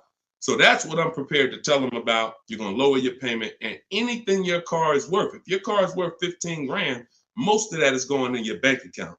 So you're going to pull all that money out, put it in your bank account. You'll lease the new car with little money. So I'm getting ready to drop good news. And I've done this for so many people, right? So I'm preparing to do this for this person. Now I call the bank and I say, okay, I'm calling to get the payoff for Mr. Jonathan Williams, 2018 Audi. Oh, yes, he owes $18,400. That's a problem. So I look at him and I'm like, the bank is saying you still owe like $18,000 on the car. How is that? Didn't you say you had it for 5 years already? Oh yeah, but you know what? I actually leased it and then I bought the lease out. This is how I found out this was horrible. This is exactly how I found out. Wait, you bought the lease out? Yeah, I took a loan out and see, this is the only scenario where you can have a car for 5 years, but because he took a 6-year loan or even a 5-year loan to buy the balance of the lease, he still has 3 to 4 years of payments remaining. I want to let that sink in. 3 to 4 years of payment. He comes in after 5 years. You know what? I've been driving this car 5 years. Let's go. You still have 3 to 4 years of payments remaining because you bought your lease out. It's a horrible idea. It's a horrible idea. If you want to ask a question about any exceptions to that rule, you feel free to ask. I've got a bunch of smart people on here. We got a couple hundred people on here. Would anybody commit to a 9-year loan? Anybody? Anybody willing to raise their hand and say, hey, yeah, I'll buy a car, 9-year loan? Anybody? No, right? So this is what we have to understand. The buying the leases out is a horrible, horrible, horrible idea unless you are keeping it for another 8 years, because all you're doing is buying a used car. Now, the bad thing about that is you don't even have any excitement about the purchase when you start a new purchase when you bought your lease out. So at least when you buy a used car, it's a new car to you. You've never been in it. It's like, okay, we got a new car. When you buy your lease out, you're already halfway tired of the car. But if you're a short-term person, you're not keeping your cars 8 years, there's no way you are going to keep that car long enough to have it make sense. No way. You've already been in it for 3 years. So what I'm trying to get you to understand is you need to pick a side. The people in the middle lose all the money. The people who buy their cars and keep them 8, 10, 12 years win. You still got to make sure you get a great price on the car. The people who get great lease deals win. Great lease deals, not regular lease deals. Win. There's two sides, but then this middle, those of you who buy your car and then you trade it in 3, 4, 5 years, you're in the middle. You're trading your car in when it's losing the most money in depreciation. You're losing thousands of dollars compared to these other two people. And those of you who are buying your lease out, you're paying too long on these cars that you're not going to keep long enough to have it make sense. You're in the middle, stuck in the middle. Pick one side and stick to it. And the way you do that is to ask yourself, every time you're about to get a car, how many years am I going to keep this car? Very simple. 8 years or more, I'm purchasing. 7 years or less, I'm shopping for great lease deals. That's how you get out of the middle. That's how you win.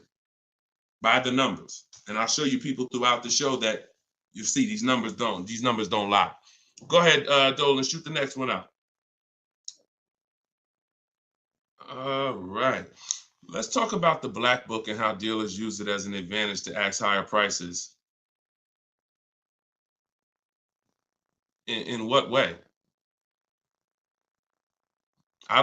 Okay. Black book, most consumers are not even aware of. So when it comes to black book is a tool that dealers would be using, if anything, and consumers are not going to be aware of it. Now, when I've never in my life buying a car needed to focus on what the black book says, because I don't focus on algorithms. I focus on offers and bids. Offers and bids. Even when when you go on those websites where you're shopping for used cars, because this is a used car question, you'll see Car Gurus, Kelly, Auto Trader, Cars.com. They give you a algorithm-based opinion. Good deal, great deal, fair deal. That's an algorithm-based opinion because they're not actually doing it like real estate, which is based on comparable sales. So it's all it is an algorithm based on all the cars that are on this website. This is considered a good deal. Now, here's the problem. They don't know what the original price of the cars were. So they're going off of an artificial market system. So if I just take everything on my website and then say, based on everything on this website, this is a good deal, but I don't know the most important thing, which is what I teach. This is in my book. This is everything I talk about you need before you can buy a used car. I need to know the original price. So the car that I ended up getting, which was a 2021 Infiniti truck, they said that was a fair deal. I'm looking at it, and that's why I ignored it. So I don't even pay attention to it. But when I'm looking at these top 4 Infiniti trucks, they all look the same. They're all white. They're all the same year, 2020 at the time. It was 3 years old at the time. They're all within a couple miles, 26,000 miles to 36,000 miles, similar miles. So, and they're all asking between 30 and 32,000.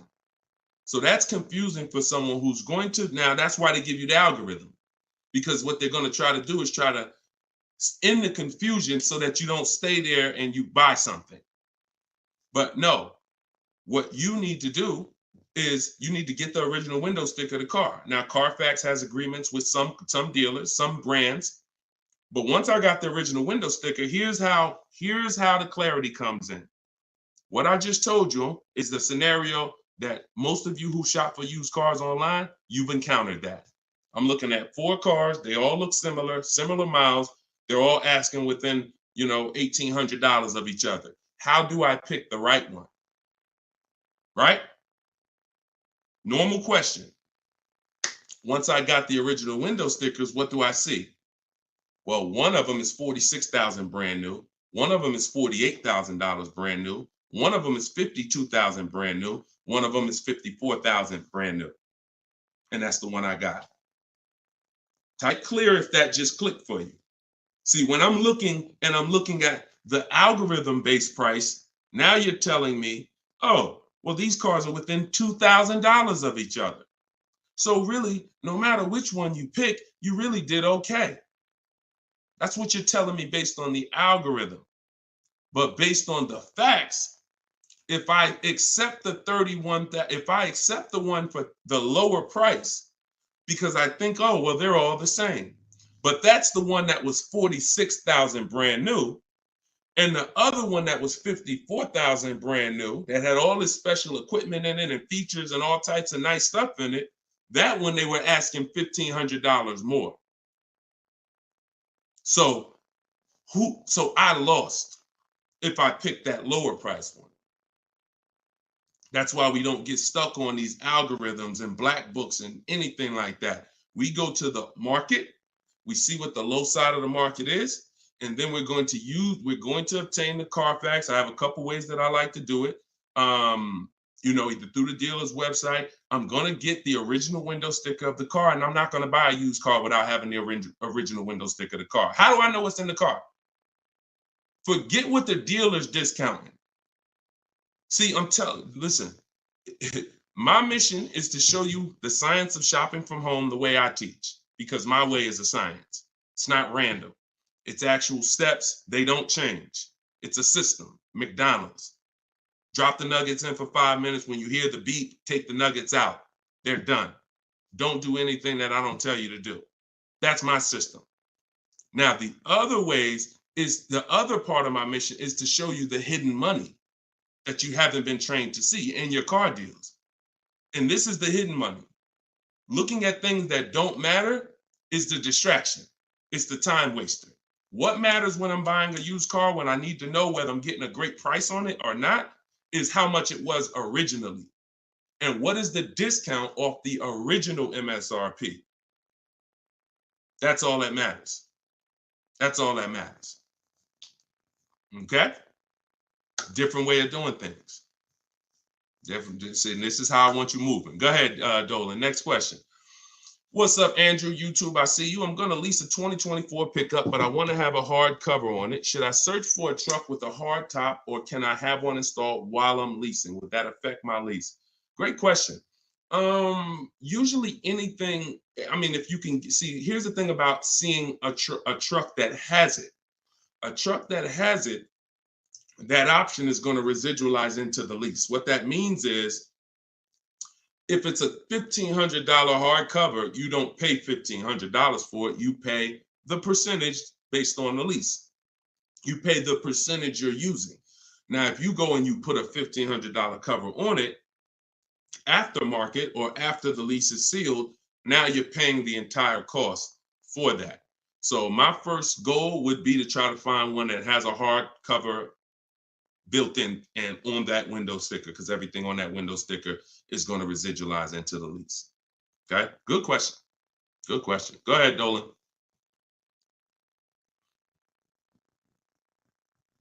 Okay, and we're live, y'all. Just so you know, I know some of you may have seen our broadcast because we rebroadcast these shows all day, but we are live. Today is our Wednesday 12 p.m. show and Eastern time, so you can ask your questions. We'll get through as many of them as we can.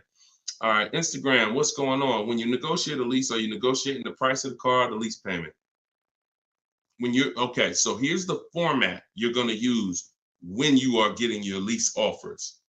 Before you start negotiating, you must have the format you're going to use. Oh, I see y'all running the likes up on TikTok. Every time y'all hear something that you like, if you could just tap the screen, that would be great. And wherever you're at, if you could hit the like button, I see we got 2 likes. That's pretty sad, but it's all good. I'm thankful for the 2 likes on Facebook and YouTube. No, I think that's Facebook. But anyway, a lot of you don't realize how important the like button is, because it sends an alert out. So anyway, we look, now they're running them up on Facebook. I gotta start asking for the likes on Facebook too. All right, so this is the format you're gonna use when you are okay. So let's say I'm purchasing a car, new car, used car. My format is always offers all in, taxes, plates, everything included. That's the format. Forget negotiation. If you have the wrong format, then you're gonna not be strong. You're not gonna be able to have a good, negotiation. So if I say I'm gonna negotiate the monthly payment on a purchase, I'm setting myself up for failure. So we focus on the price of the car when we're buying. With a lease, though, it's different. A lease, the format we follow is, and it's based on the 1% rule. The 1% rule is what was used to basically, the 1% rule was a judge for great lease deals since before I even got in the car business. I don't know how early I heard about the 1% rule, but the people who had been leasing, savvy leasers, people who knew their stuff, they knew about the 1% rule. So if your payment was 1% of the MSRP, no money out of pocket, then you just won. You stole a car. So great value. You're paying $400 a month for a $40,000 car, 3 years. You're paying like 15 grand. It's ridiculous to drive that much car for that low amount. Now, ever since so let's continue. Hold on. So that's the format we want to follow, because what we're now trying to see is it going to be a great deal? A steal, which is under 1%, is a steal. I call 1% to 1.5% a great deal, and then over 1.5% is a bad lease deal. So we're looking to see but we need to follow that formula, that format, so that we can judge. And what that is we get our offers with first month's payment total out of pocket. Listen, we do not say the word down payment anymore. I want you to eliminate down payment. When you're shopping, I want you to eliminate the word down payment. Because who's had this happen? Be honest. You come in, you're talking to a car salesman, you're like, okay, I can put $2,000 down. Now, later on in that transaction, you end up finding out that the $2,000 down didn't include tax, didn't include the fees, and now they're asking you, well, how do you want to take care of those? Who's had that happen? Type me if you've had that happen. Oh, I thought that included everything. No, I thought, 2,000 was like, or they'll look at you and give you a quote and say, okay, yeah, your quote is 2,000 down, X amount per month. And then you get up there and you say, hey, yeah, it's 2,000 down, but you got to pay for your plates and then you got to pay for the taxes, or do you want to put those in the payment? So whenever you leave these things to chance, you leave an opportunity for you to, be surprised, and we don't like surprises. So what we say is total out of pocket or total due at signing. Either way, this is the amount that I'm coming out of pocket with. Everything else needs to be included. So we're doing our lease quotes with total out of pocket, only our first payment. Because when you lease, you pay your first payment and then you drive off. It's not like a purchase where the payment comes 45 days later. It's pay your first month's lease payment, then you drive. So that's all we are paying. That's it. First month's lease payment. Now, I'm not telling you that's all we will pay finally. You can keep that question up, Dolan. I'm not telling, because I want people to know that what question I'm answering, even though it might take 2, 3, 4 minutes to answer it. So there's plenty of scenarios where we are going to put money down. Once we have a great deal, we might want to lower that payment. So there's nothing wrong with putting money down as long as you know the risk and as long as you know, okay, I already got a great deal. You can't buy your way to a great deal with a down payment. You can't say, oh man, I don't like this deal. Man, all right, show me what it looks like with $5,000 down. And then they're like, oh, okay, yeah, I like that payment better. Let's do that. No, you're trying to buy a deal. You have a deal before the down payment comes in. The deal is based on how much of the car, that 1%, 1.5%, 1.2%, under 1%, that's the deal. If you're at 1.7%, just because you gave them $4,000 down and now it's at 1.5, no, that's not how we judge it. You bought your way to that payment. You're paying overall too much for the car. So that's the format we use. First month's payment total out of pocket, 12,000 miles per year, all taxes and fees rolled in, and we get at least 5 quotes. At least 5. You are not going to get to the money without at least 5 quotes. It's not going to happen. It's not going to happen because 80%, I work with thousands of people all around the country. Some of y'all saw my group. We got 1,600 people in my private group. That's, we have a couple thousand people, 4,000, 5,000, 6,000 people that have my book. So I get data from all around the country. I know you need at least 5 offers. 80% of dealers are overpriced. So if you get 4, 80%, if you get 5, 4 of those offers are going to be overpriced in 90% in most cases. And some people go, if they're shopping for a popular vehicle, they may do something like Charles. Charles was shopping for a Palisade. He knows that's a popular truck. He got 10 offers. And when you use what's in my book, for all of you who like Deshone, I want that book. It's $24 if you get there for the 75% off. In there is my scripts, and it's the way we contact dealers online to get offers online. We always get our offers online. We don't talk. I'm not giving you scripts to say, hey, yeah, all right, I got to remember what Deshone told me to say. No, we are online. They're online scripts and templates, because if we talk, we're messing up. Whenever we're talking to a salesman about numbers, you're not following what I teach, because I'm never going to be in that position. I'm never going to tell somebody to be in that position. Everything we do is online, but you must get 5 offers at least. And you see, Charles got the Palisade, $48,000 truck, $597 a month. It's people on here. It's probably people watching this broadcast that's like, I got that same truck, Deshone, and I'm paying like 7, 8, 9. It is what it is. You need new strategy. So go ahead. That's how we format leases. And once you get your offers in that format, Nicole, now you can start to compare the offers, and now you can start to negotiate if you want to make, because we always make counter offers. Whenever someone sends us a quote, we always make counter offers. In fact, I have a calculator that you put the offers in and it tells you what you should counter. But if you're going to do it your way or my way, it doesn't matter. We always make counters and then we settle from there. That's how we negotiate. Right format, then we do our counter offers. That's how we negotiate and get these deals. All right. All of this is in my book. For those of you who haven't gotten there yet, or those of you who just jumped on, it's in my TikTok bio. It's in my Instagram bio. There's a website there. You just click that picture of me. You won't leave the broadcast.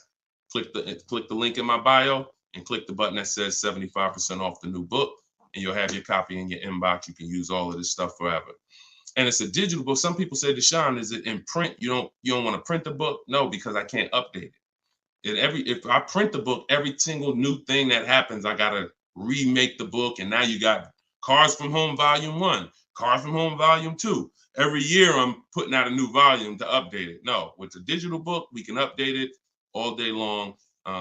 So it's really a one-time purchase. So in the Facebook and YouTube comments, you guys can get yours, and you can win. Go ahead, shoot the next one up, Dolan. Okay, Sierra on Facebook. Even if you're getting another lease, will you still owe the remaining payments? Yes. Yes.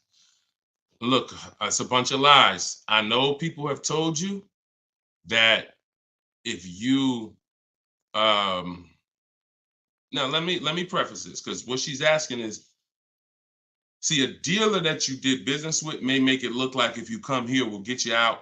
Who has dealers calling them right now, telling them, hey, come on in, we'll get you out. We'll take care of the old payments. We'll get you out of your lease early. We'll buy you out of your lease. Or if you got a car and you're not leasing, they're like, hey, we need your car. Hey, come on in. We'll make a deal. We'll keep your payment around the same on the new version, all of this stuff. Okay? So I want to talk specifically about what happens. First of all, that's a computer generated letter. So when you see, hey, Rico, my manager just saw your 2014 Saturn Ion. Man, I have a customer looking for that exact car. That's all a computer rated. That same email, that same letter goes out to 10,000 people at once. Okay, so don't. So understand that. Now let's hone in on the people who they hit you with I'll get you out of your lease early. There's only one way where payments are going to be waived, because the dealer can't waive payments. Only a bank can. So if you're with Honda Financial, if Honda Financial decides they want to do some type of loyalty program where they waive remaining payments, and it's usually 1 or 3. The most I've ever seen when I was with Mercedes, there was some cars they wanted to get back. They did 5, but that was it. And that went away. So, even from 2019, I didn't see payment waivers on leases because I don't know, for whatever reason. I saw them early in my career with Mercedes, but not later. They went away. So what they'll tell you is we can get you out early and we'll take care of the payments. If they don't have a payment waiver, then they're rolling the payments into your next lease. And what they'll depend on is you're just so desperate for a new car that you'll just take it and you won't ask any questions. But when you shop the way I'm telling you to shop, which is we don't give our old car to the dealer until we make sure we can't make money. We don't just drop off a lease at a dealership. We do an equity assessment to see if there's any money in the lease that we want to make sure we don't give to the dealer. Because if you drop off your car and it's a lease and the dealer runs your payoff and they see, wait, the payoff is 18, but the market value is 21. Let's buy that. We'll make that and we'll keep that 3,000. If they're going to do an equity assessment, see, here's what's crazy. And here's what you got to understand. They're doing an equity assessment regardless of whether you do one or not. We're going to do one. Every single lease that comes in that a person drops off. Why do y'all think y'all seeing commercials now that say we're a lease return center? Bring your leases here. You go on a dealer's website and you see, hey, drop off your lease courtesy, because they know most of the public is not going to do an equity assessment. And if we do 20 lease returns, it's going to be money in 3, 4, 5 of them. So we'll do the other 16, make no money on them, because we'll make $7,000-$10,000 on those 4. We'll make 2, 3, 4 grand a piece on those 4. This is your money that you gave unknowingly. Now, equity isn't in every car. That's why I just laid out that most of the time it's not. But if you drop off your car without doing the equity assessment, which is getting real offers, CarMax, Driveway, Carvana, Kelly's Blue Book Instant Cash Offer, Car Guru Sell My Car, AutoNation Sell My Car, that's 6 offers. We get 6 offers all the time because everything we do is a bid. So if you don't do that, you're now potentially leaving thousands on the table. So when you do that, you're not going to ever feed into the, oh, let the dealer who wrote me a letter say, bring your car in and we'll get you out of that car and we'll take care of the payments. You're going to know if you have equity or not. Now, if you do not have equity, then all they're doing is saying, how can we finagle this, get them out of this car into a new one? Move those payments over. Yeah, they got $6,000 worth of payments left, $3,000 worth of payments left. We're going to move that over to the new deal and we'll get them in a new car. So instead of leaving out, waiting, being patient, and now if you would have been patient, ended your lease and shopped the way I'm teaching you to shop, you'd have got a $500 a month lease deal, $400. But they'll get you out early because you're paying $650 right now. And they'll say, hey, come on in.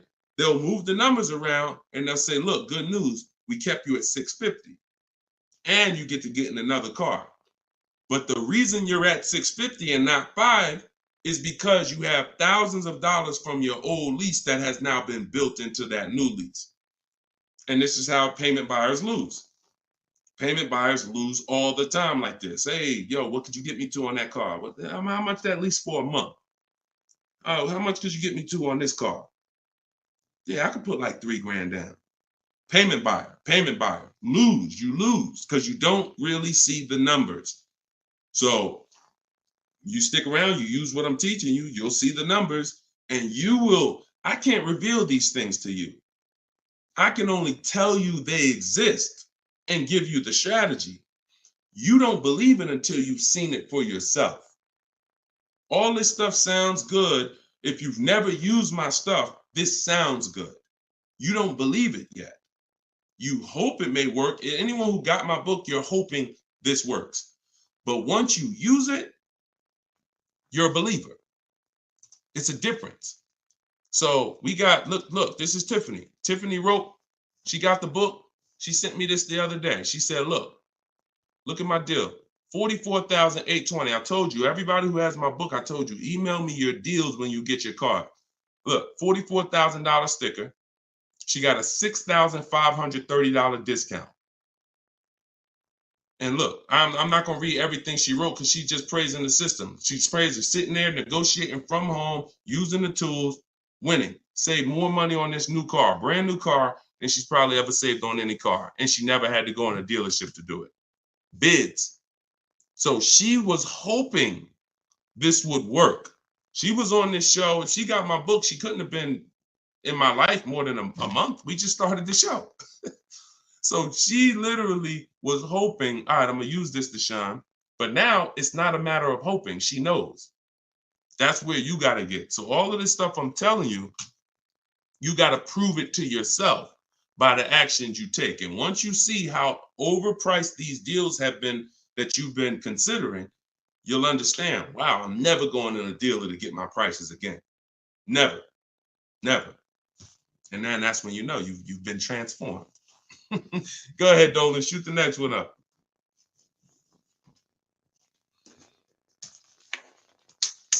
All right, Instagram. What's the best advice you can give to get the best deal on buying a car cash from a dealer? Forget how you're paying for it. Get bids. How you're paying for the car does not matter. See, people will walk in. If you walk into an 80% dealer with cash in your pocket, you're going to lose. Vicky, it's in my TikTok bio. She said, I want your book. Just click that picture of me. You won't even leave the broadcast. Everybody on Instagram, click the picture of me at the top. You'll see a website there, a little link. Click that. Get your book in literally 60 seconds and you come back to the broadcast. So how you're paying for the car does not matter. So people walk in and say, yeah, look, I'm paying cash. What's the best price you could do on this car? If you're in an 80% dealer, you there's nothing you can do. They can knock off because they're so high, and the discounts they're going to give is so. The only way they're going to give you big discounts is if they start at very high. If they got $5,000 of market adjustments, then yeah, they could say, look, you got me down. Look, I gave you 4,000 off, and I don't give anybody 4,000 off. This is a popular car. They're still using they'll still tell you on, hey, it's not a lot of cars out there. They're still running with that story, because if you believe it, they won. I told you, the name of the game with car sales is not you winning, it's you thinking you won. So they'll throw stuff out and they'll make you think you won, and it's based on what you say. If you come in saying stuff like, man, you know what? I've been to 2 dealers. You're the first person that got this car. Okay, you're going to pay me more for that. I'm just telling you how the wolves think. I've been next to the wolves long enough to know how the wolves think. So everything you're saying is working against you and you don't even know it. Man, I need a car this week. You're going to pay more for that because you can't say no for long. Oh, I need shoot, man, I went to another dealer, man. They gave me this quote. That quote was so high. I was like, nah, I'm not buying from them. Okay. I'll be a little lower than them, but not much lower. So this is why in my system, you don't talk. I'm not teaching. Y'all never have heard me ever say on any of my videos, remember to say this when you're in the dealership. Remember to say this when you're talking to this person. Because that's a losing battle. Everybody that's been trying to teach you that has failed you because you can't win dealing with a trained salesperson that sells cars 5-6 days a week, negotiates 3-4 times, probably 10-15 times a week. So when you talk about what's the best advice for someone paying cash, the best advice is to realize how I'm paying for the car is not important. Who's going to sell me the car for the lowest price is what's important. If I'm buying a used car, who's going to sell me this used car for the lowest price? That's what's important. If I'm buying a brand new car, which dealer out of all the Nissan dealers, I want a Nissan, which Nissan dealer is going to sell me this car for the lowest price? That's what's important. That's what's important. Separate the transaction, separate the acquisition of the car. And then I would tell you the same thing if you were talking about monthly payments. Monthly payments is not important. What's a good monthly payment on this car that I want? Before you think about the loan that you're putting on the car, which is what you're talking about, which is why we separate our transactions. We get bids when we sell our car because we don't trade. We get bids when we're buying our cars. We get bids when we're getting our loans separately. See, car dealers have taught you to give them 3 transactions. You're going to buy a car, you're going to trade your car into us, and you're going to give us the loan. That's 3 transactions. There's money in each one of them. So any transaction that there's money in, we're bidding it out. So if you were like, hey, what's a good monthly payment on this car I'm looking for? I would be like, monthly payment is important. The loan isn't important. The dealer who's going to sell you the car for the lowest price, beat all their competition, give you the largest discount. That's what's important. Then you drop the money. Clear? If we clear, if y'all clear, if we're following, if you're getting value out of the show so far, if you're loving the show, type a $ and let me know. All right, Dolan, next question. If you're getting value, everybody following, type $ if you're following. Skinner, what's up, my man? Good to see you. Okay. All right, this is Miss Brooklyn. All right, I see you. Maxine, I see you. TikTok, Glenn, right? I see you. All right. Hold on one second. Instagram went down for a second. I like to get them down here. All right, I see you, Simply Elegant NJ. Okay, so Miss Brooklyn on TikTok. May I ask, my lease got totaled. Is there any good in that? I have 4 months left on my lease. Not really. The only time it's good when the lease gets totaled is if you rolled a lot of negative equity into that lease to get out of it. So if I went from a finance and I had a bunch of, many of you, once you learn that, if not leasing has cost you money, and big money. I cannot downplay this. Big, huge money, thousands of dollars, probably $4 or $5 grand every single car. Plus, you're not driving the cars you could be driving. So on top of that, just the money you lose is $4 or $5 grand. Then the cars that you're not driving is you can't put a price on that. You're driving an older car versus somebody who's driving brand new cars that are under warranty. So, but many of you, once you find out that you bought into a lot of bad advice about leasing, you're like, and we've had those questions come on the stream very regularly. Deshone, should I wait? I know I need to lease now. I need to be leasing, but should I wait or should I just transition now? It's always transition now. There's no benefit of waiting. Once you know you're not keeping your car 8 years, you're not going to outlive the depreciation. I need to be moving into a lease now, into a better financial structure, better vehicle. So if you move, some of you, when that happens, you're going to have 3, 4, 7 grand of negative equity that you're moving over because you're a short-time person. That's the only benefit if the lease is total, because all that negative equity gets wiped out and you get to start fresh. Now, if you put money down on a lease, these are the risks of putting money down on leases, and you need to know them. If your car is totaled or stolen and not recovered, you don't get the money back.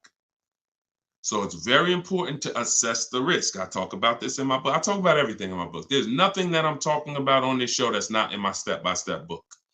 So in fact, everything I'm teaching you is out of my book. So when you look and say, all right, should I put money down? Then you assess your risk. How many vehicles have you had stolen in your life? If the answer is 0, then chances are you won't have a vehicle stolen. If you say, man, I've had 2, 3 vehicles stolen, then I wouldn't put money down. I wouldn't put a lot of money down because the odds of you getting another vehicle stolen seem to be high. And if your vehicle gets stolen and they don't find it and you put 5 grand down on your lease, you're not getting the money back.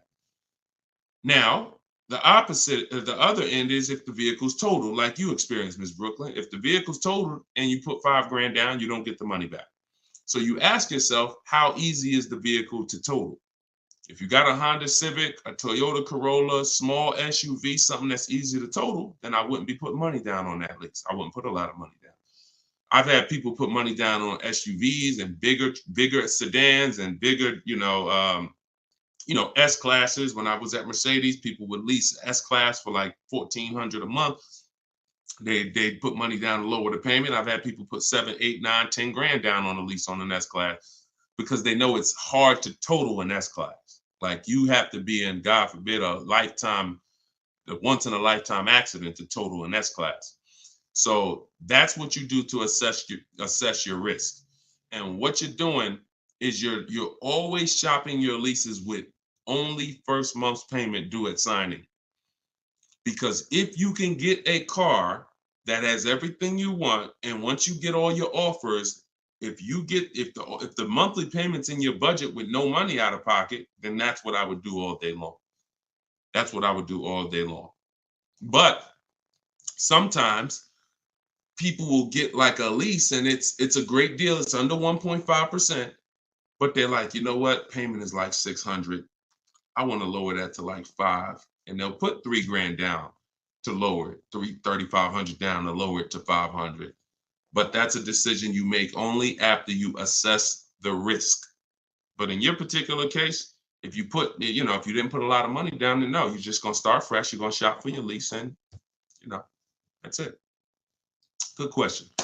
All right. Yes, under 1%, we call that a steal, Skinner. Absolutely. That is a steal, not a deal.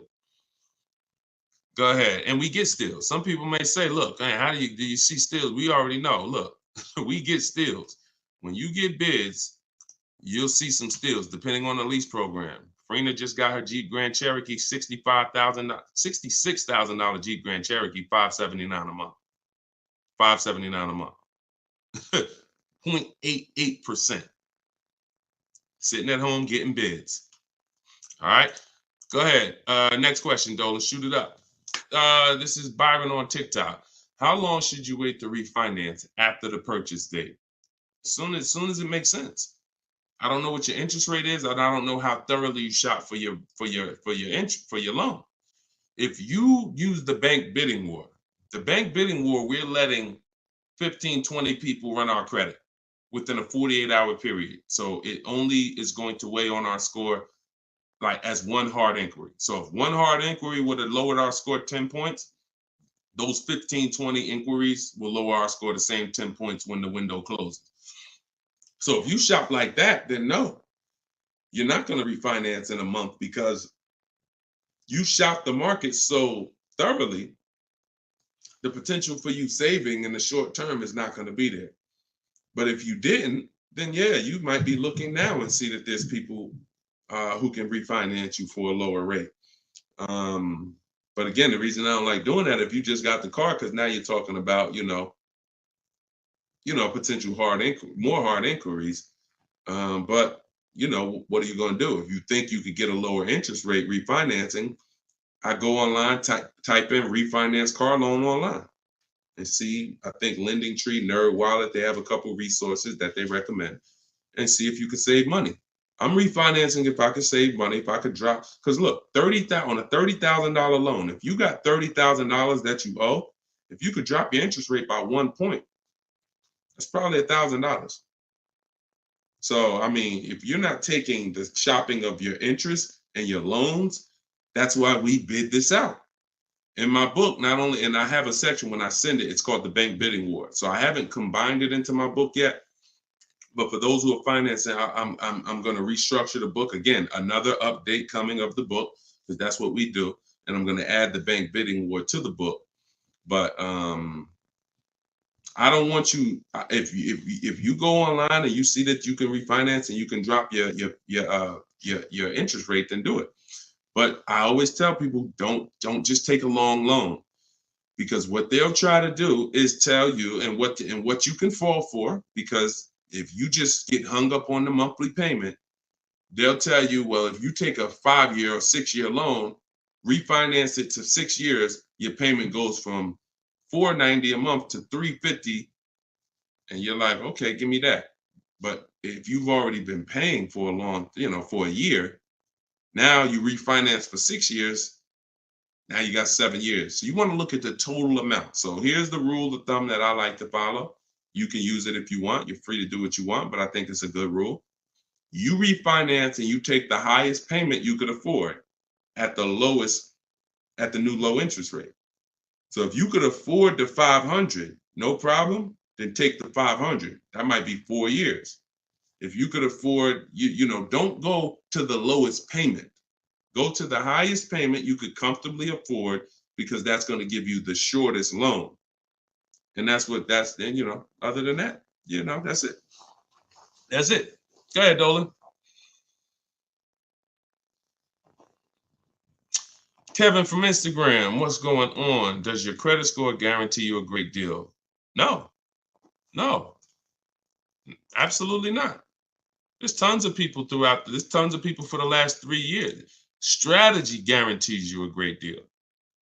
Strategy. We get below market deals. There's no one using what I'm teaching. There's no one using what's in my book that's following my strategies and that's not getting below market deals, because we see the market. You can't get below market deals if you don't even see the market. How you going to get below market deals? You got one offer. You got 2 offers. You get what I'm saying? How do you know what the market is?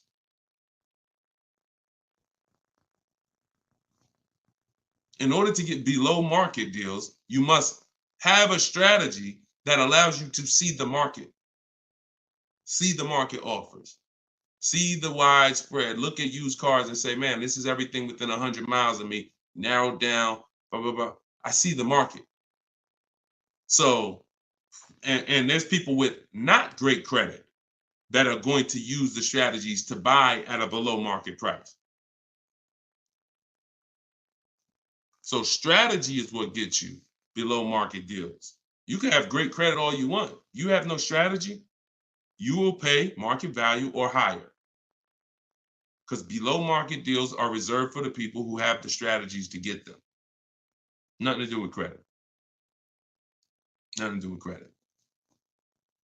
I tell you, if you have bad credit, your goal should be the only people I'm overpaying, and I'm not overpaying because it's all I qualify for, is my loan. My bad credit is not between me and the dealer I'm buying my car from. My bad credit is between me and the person who's lending me the money to buy the car. If below market price on this car is $18,000, if I don't have any strategy, then I'm going to go in and I'm going to buy it from them with bad credit and end up paying 21 plus the high interest rate, bank fees. And not only did I overpay for the car, but now I'm paying 15, 20% interest.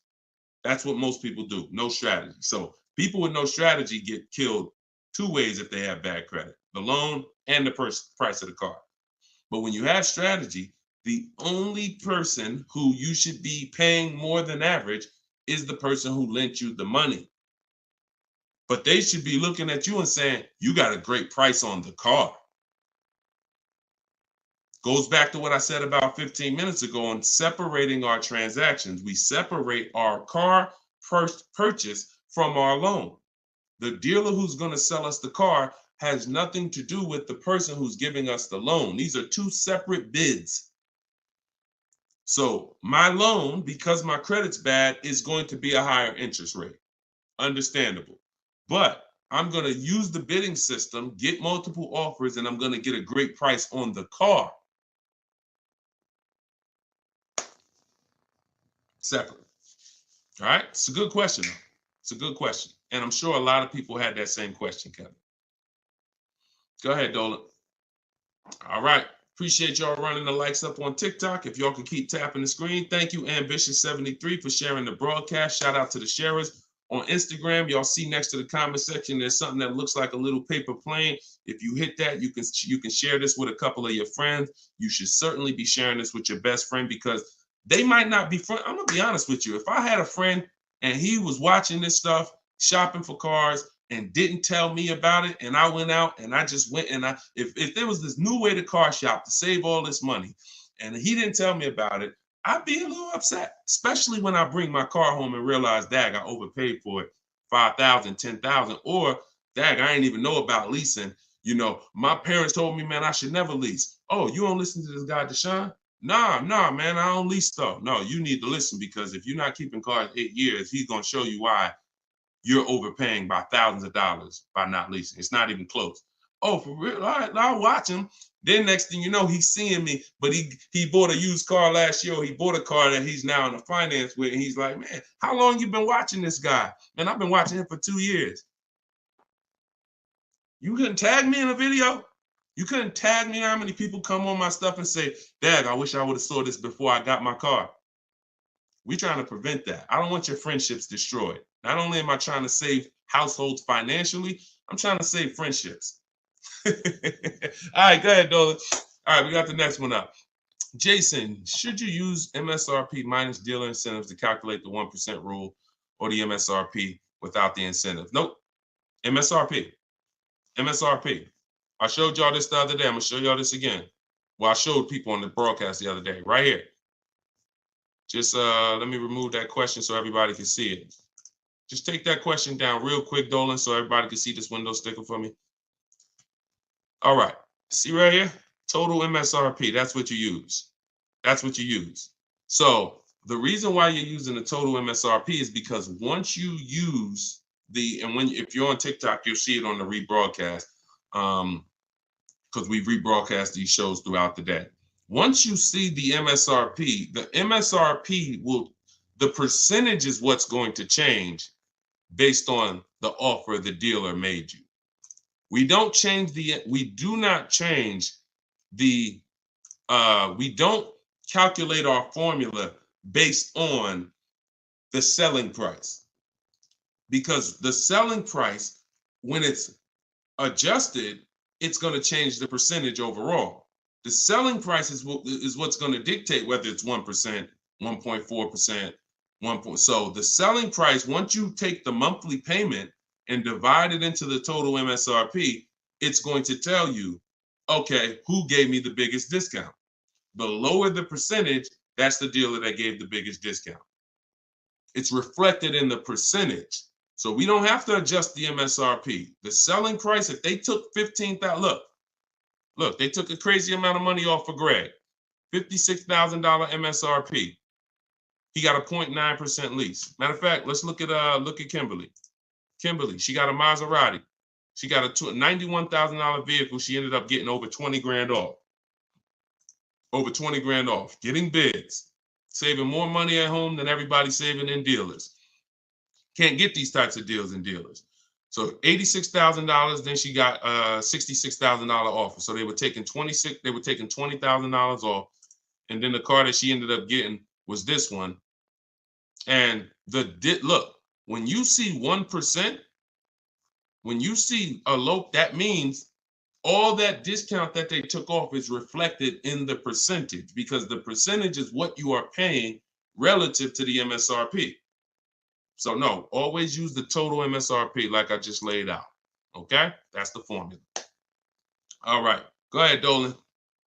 Great questions today. We're getting great questions every day. I'm enjoying it. I'm enjoying it. TikTok. Do you have to repurchase to get the book updates? No, you don't, Youssef. That's why it's a digital book. Example, Room went out of business a little while ago. Room used to be in our bids. When we sold our cars, the equity assessment, Room was in there. When we bought a used car, Room was in there. So they were in our bids for the marketplaces and for our selling our cars. They went out of business. I went right into the master file, updated it. That's why when you get your book, an email is sent to you with the master file.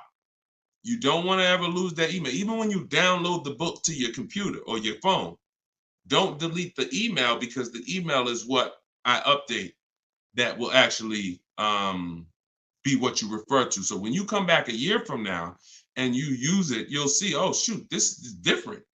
Yeah, because we update this. So yeah, once you get it, that's why it's a digital book. That's why I didn't print it.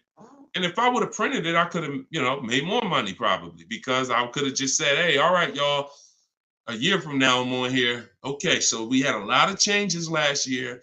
This coming with our business, and now this new tool exists, and now this. So now this is Cars from Home Volume 2, and you can get it right now, but that's not the mission. So, but there is probably going to come a point where I'm not doing the 75% off anymore.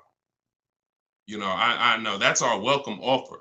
So, I mean, those of you who come on and look, $97, we've had people pay $97, not ask any questions, because if they use the book, they're not even asking any questions. If they use the book, it's like $97. I would have paid $900 if I knew what this book was going to do for me.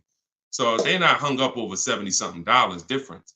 But I will at some point probably do away with the 75% off offer once we really launch and get enough books out there in the marketplace. So, but for now, you can get yours for 75% off in my TikTok bio, in my Instagram bio. It's my new digital book, Cars from Home, 7 Steps to Saving Time, Money, and Avoiding Dealers. Here we are on Goodreads. Thank you to everybody who's reviewed the book. And if you haven't reviewed the book and you used it, please go to Goodreads and add to our 5-star reviews. I appreciate you. And then we have a comment in YouTube and Facebook in the comment section where you guys can get yours, or go to deshonsbook.com, get your 75% off before the timer expires. You got 30 minutes. All right, go ahead, Dolan. Valerie on Facebook: in leasing cars, can I do personal modifications? Great question. I'm an amputee. I have to drive with my left foot, so I need a left gas foot accelerator installed in order for me to drive. Can I do that modification on a lease car? That's a great question. Anything that can be restored back to factory, then you can do it. Like if you are going to, now you tents, they don't require you take off tents, because some people like, that's a serious question. Can I tent my car on a lease? Sure. They don't usually sweat tents. But things that really like are changing the makeup of the car like this, it depends on if this is removable or not. If it's removable, then of course.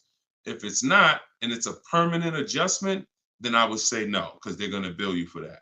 And so what I would do if I'm you is I would only be, if you're not keeping your cars 8 years, now the mission is still to beat depreciation. To beat depreciation. So you don't want to buy your car, especially you, because you're making a custom update that will lower the value of the car. So whatever car you buy, Valerie, let's say your car's value would have been like this, going down over a 3 or 4 or 5 year period. Because of this adjustment you're making, it's going to go like this.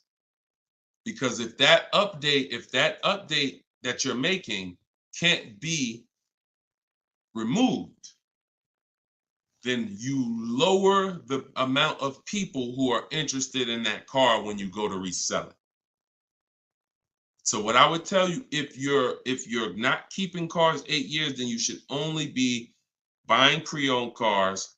That's going to be your smallest losses.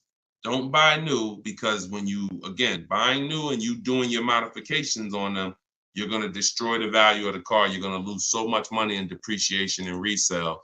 So I would only be shopping for a used car if I'm you, unless there's a way for you to remove the modifications once you do them. Even if it costs you $1,000 to remove them, you're up, because the amount of money you're going to lose by doing that type of modification. I say the same thing to people who like to put, big exhaust systems on their cars. That's valuable to you, but you're lowering the value of the car because that's not valuable to most buyers. So if you spend $3,000, $4,000 on a fancy exhaust system and all of that, not only are you not getting that money back, you're lowering the car's value overall. So in your particular case, that's what you do. See if you can pay to get that car restored back. I do that all day long. And then I would lease. And before I turn the lease in, I would pay the money to restore it back to stock. Okay, that's a couple options, and you choose what works for you. Okay, all right, good question. All right, trying to buy the book. Link to the site is not loading. Just go to deshonsbook.com. Deshonsbook.com. And you can spell my name out. You can open it in the browser. I'm not sure why we got a lot of people that go to TikTok and get their book. So I haven't heard that. But if you're having issues, then don't let small obstacles stop you. Just go to deshonsbook.com and get you 75% off. Okay, this one is from YouTube. Is it better to get a loan from a bank that you choose, or is it better to use dealerships bank? We get bids. So I created a process called the bank bidding war. Now, there's so much money in your loans. There's companies that want to give loans. They don't sell cars. So that should tell you something. If there's plenty of companies in this world that want to loan money, they don't sell cars, then that should tell you there's a lot of money in the loans. So what we're doing is we're doing a bidding war, because everything we do not shake hands with anybody without a bid on anything. I'm not giving my old car to you without a bid.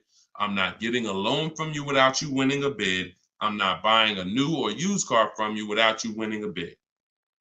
So we're not doing the bidding process until after we find the dealer who's going to sell us the car.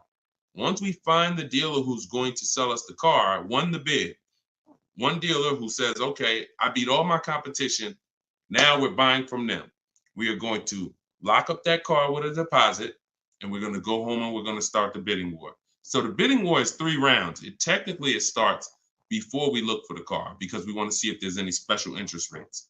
So if I'm shopping for a car, round 1 of the bank bidding war, this is also in my book. And as I said, when you get your book, you'll actually see I'm sending you 2 files. I'm sending you the book.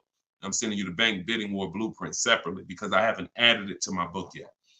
But Round one is to see if there's any special interest rates, because if the car I'm looking at has a 0% interest rate from the manufacturer, or 0.99% or 1.99%, everything else is eliminated. There's no reason for me to look anywhere else. Now, we always have to see what the term is, because sometimes they'll say 0% for 36 months. That's not going to work for most people, because that loan is going to be too short. Payments would be too high. So we got to look at the term. But if we see they have 1.9% for 60 months, or 2.99% for 72 months, this is really going to, no bank or credit union is going to beat that. So that's round one. Now, most vehicles are not going to have that. So then we do what we just said. We're getting the bids. We're finding a dealer that's going to sell us the car for the lowest price, win the bid. Once we do that, we lock our car up with a deposit. We come home. That's where we start the bank bidding war process. So we're going to go online. We're going to call our bank, our credit union, do all these offers, let all these people access our credit with a hard pull. And then we're going to get the bids in round two. Whoever gets the lowest bid, they win round two. Then we call the dealer and we say, hey, this is what I got. If you guys can beat it with one of your banks, I'll do the business with you. That's simple. That's the bidding war. And see, when you do bids, when you follow my process, you eliminate any buyer's remorse. There's two types of buyer's remorse. You bought a bad car, so we have boundaries that we use to not buy bad cars. But then the other buyer's remorse is I overpaid. And not even I overpaid, it's the wondering if I overpaid, that mental torture. And some of you have had it the day you drive off the dealer's lot. Yeah, you think we should have did better? You think I should have asked them for another $1,000? I feel like I should at least ask them for another $1,000. Yeah, I feel like this. You think the interest rate is okay? Mental torture, buyer's remorse, early buyer's remorse. That's eliminated using what I'm teaching you. When you get bids, it's guaranteed. We guarantee we get the most money for our old car. We guarantee we get the best price in the market on our car we're buying. We guarantee we get the lowest interest rate. It's guaranteed. It's a totally different thing. And the only way we do it is through bids. So that's the bank bidding war. And even I think who used it?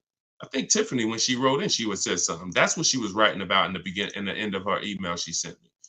Send me your deals, y'all. I always want your deal. I say when you use this stuff, you use what's in my book.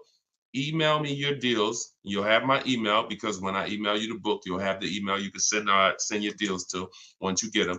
But this is what she said.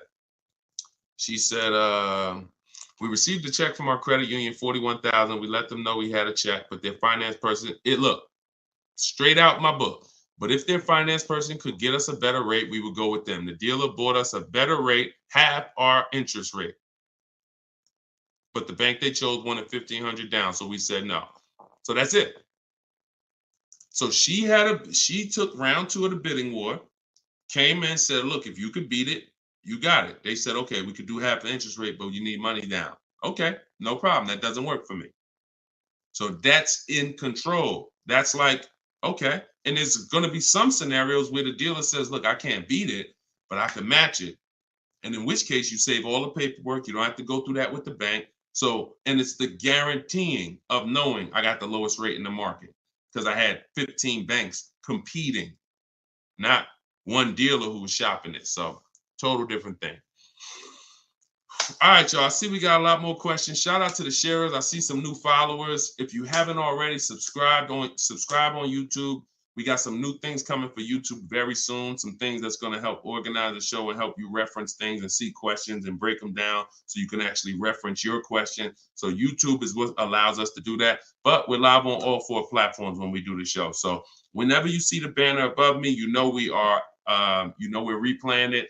You can tell your friends about it, because some of you can't make the whole show. You got to go to work, or your friend, you can tell them any time of the day. We're usually rebroadcasting these shows, but the banner also will show when we're going to be live.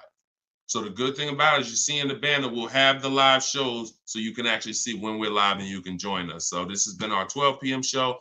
Everything we taught today is out of my new digital book, Cars from Home, 7 Steps to Saving Time, Money, and Avoiding Dealers.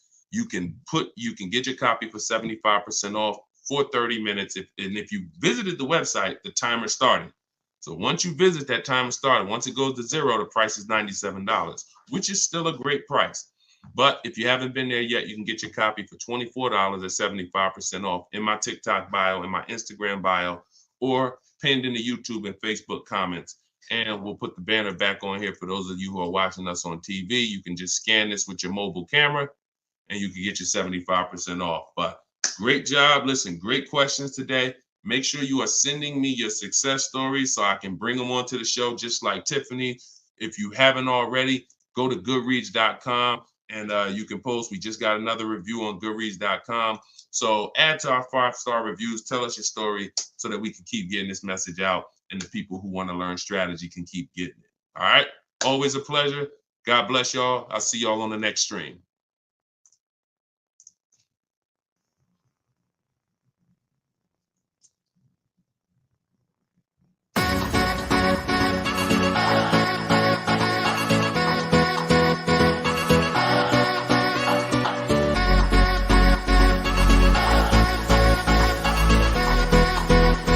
The worst possible thing you could say when you walk into a car dealership. I spent 5 years with Mercedes-Benz, 5 with General Motors, and the worst thing a person could say when they walk in is, if you could just get me to this payment, we got a deal. So your loan's probably still like 19, which means you got to pay to get out. You're upside down. It's called negative equity.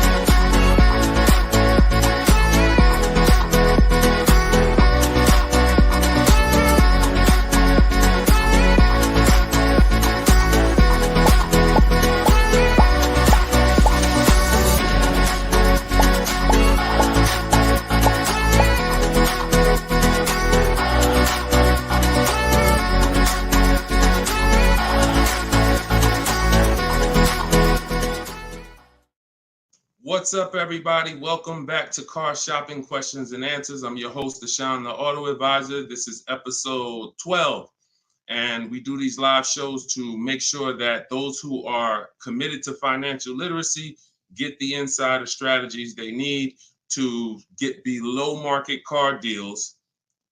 And the only way you're going to do that is by using strategy.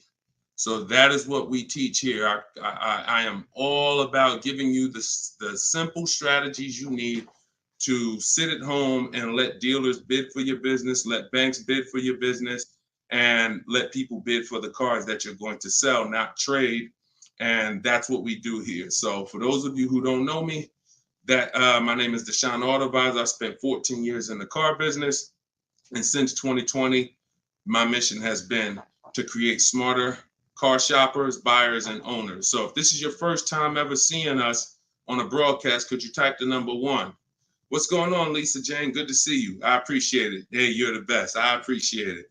Listen, you keep using what I'm teaching, you're the best. I just love people who are committed to their money, because the wolves, the 80% of car salespeople who you deal with every day, and you don't know how to find the best car salespeople to deal with, those people are committed to their money. One thing about the wolves and the sharks is they are committed to making their 15, 20, 25, 30 grand a month, and they do not care who gets in the way. When you walk in, you're a casualty of war if you don't know what you're doing. So that's what we do here. So you guys can start typing your questions. I do have my man Dolan in the back moderating. He's going to bring your questions into the show. And if you're watching and you see the banners, that means this is a rebroadcast. But if you don't see the banners, we're live. And right now we're live. This is our Wednesday, 7 p.m. live stream. Okay, so once we get a couple questions, my man Dolan will bring the first one in. We'll get the show on the road. But the simple housekeeping, for those of you who don't know, I am the author of the new digital book, Cars from Home. We're rated 4.94 on Goodreads.com. Thank you to everyone who's reviewed the book and used it. I want you to email me your deals when you pick up your cars. See, what I want from you guys is to be excited about the deal. Right now, most of you are ashamed of your deals. So that's just a fact, because you wouldn't email them. And I'm not in the business of telling people they got bad deals. But once you start using what I'm teaching and you start getting bids and shopping the easy way, you'll love to share your car deals. You'll be sharing your car deals with anybody willing to listen. And that's what I want. Okay, so As part of our welcome launch, you can get your copy of Cars from Home, 7 Steps to Saving Time, Money, and Avoiding Dealerships. It's 75% off in my TikTok bio for 30 minutes, in my Instagram bio for 30 minutes, or if you're on YouTube or Facebook, you can click the comments we have pinned for you and you can get your copy for 75% off. You won't pay the normal $97. You get it for $24. So Dolan, if you could, matter of fact, I'll throw the banner up. Dolan, you could throw the first question up and let's get the show on the road. Okay, this one's from TikTok. Miss SPM Clark, how are you? Is it a good time or season to buy a vehicle? That's a great question. Is it a good time? And whenever you hear a question that you like, that y'all running the likes up on TikTok already. Shout out to everybody tapping the screen, running those likes up. I appreciate you all. That's a great question. Is this a good time or season to buy a vehicle? There's no bad time. I'm going to tell you why. What you're depending on is to be positioned to find a dealer who really wants to move a vehicle. Now, 80% of dealers are overpriced. I'm going to continue to say that.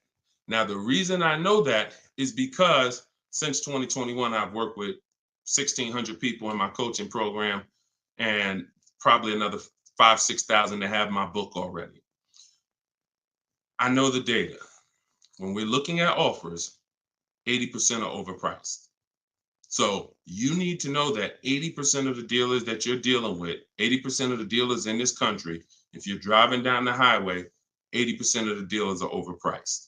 They don't all have the same prices. I know you may have been taught that, oh, every dealer is the same. They're all different. They're all competing against each other. So you now use that to your advantage. Marketing tells you when does the marketing tell you is the best time to buy a car? We got a good number of people on here already. Make sure you stay by your keyboards because if this is your first time on the show, you'll see we ask questions and then I need you guys typing fast so that we can keep the dialogue going fast. When does the marketing tell you the best time to buy a car is? Okay. Brighten up my light while y'all do that. Hold on, I'll be looking at your answers. Okay, new year, yep, new cars, okay. When cars come out, okay. End of the year after September. Okay, end of the year, I see you, Jamie, on Instagram. Okay, so that's the busiest week of the year.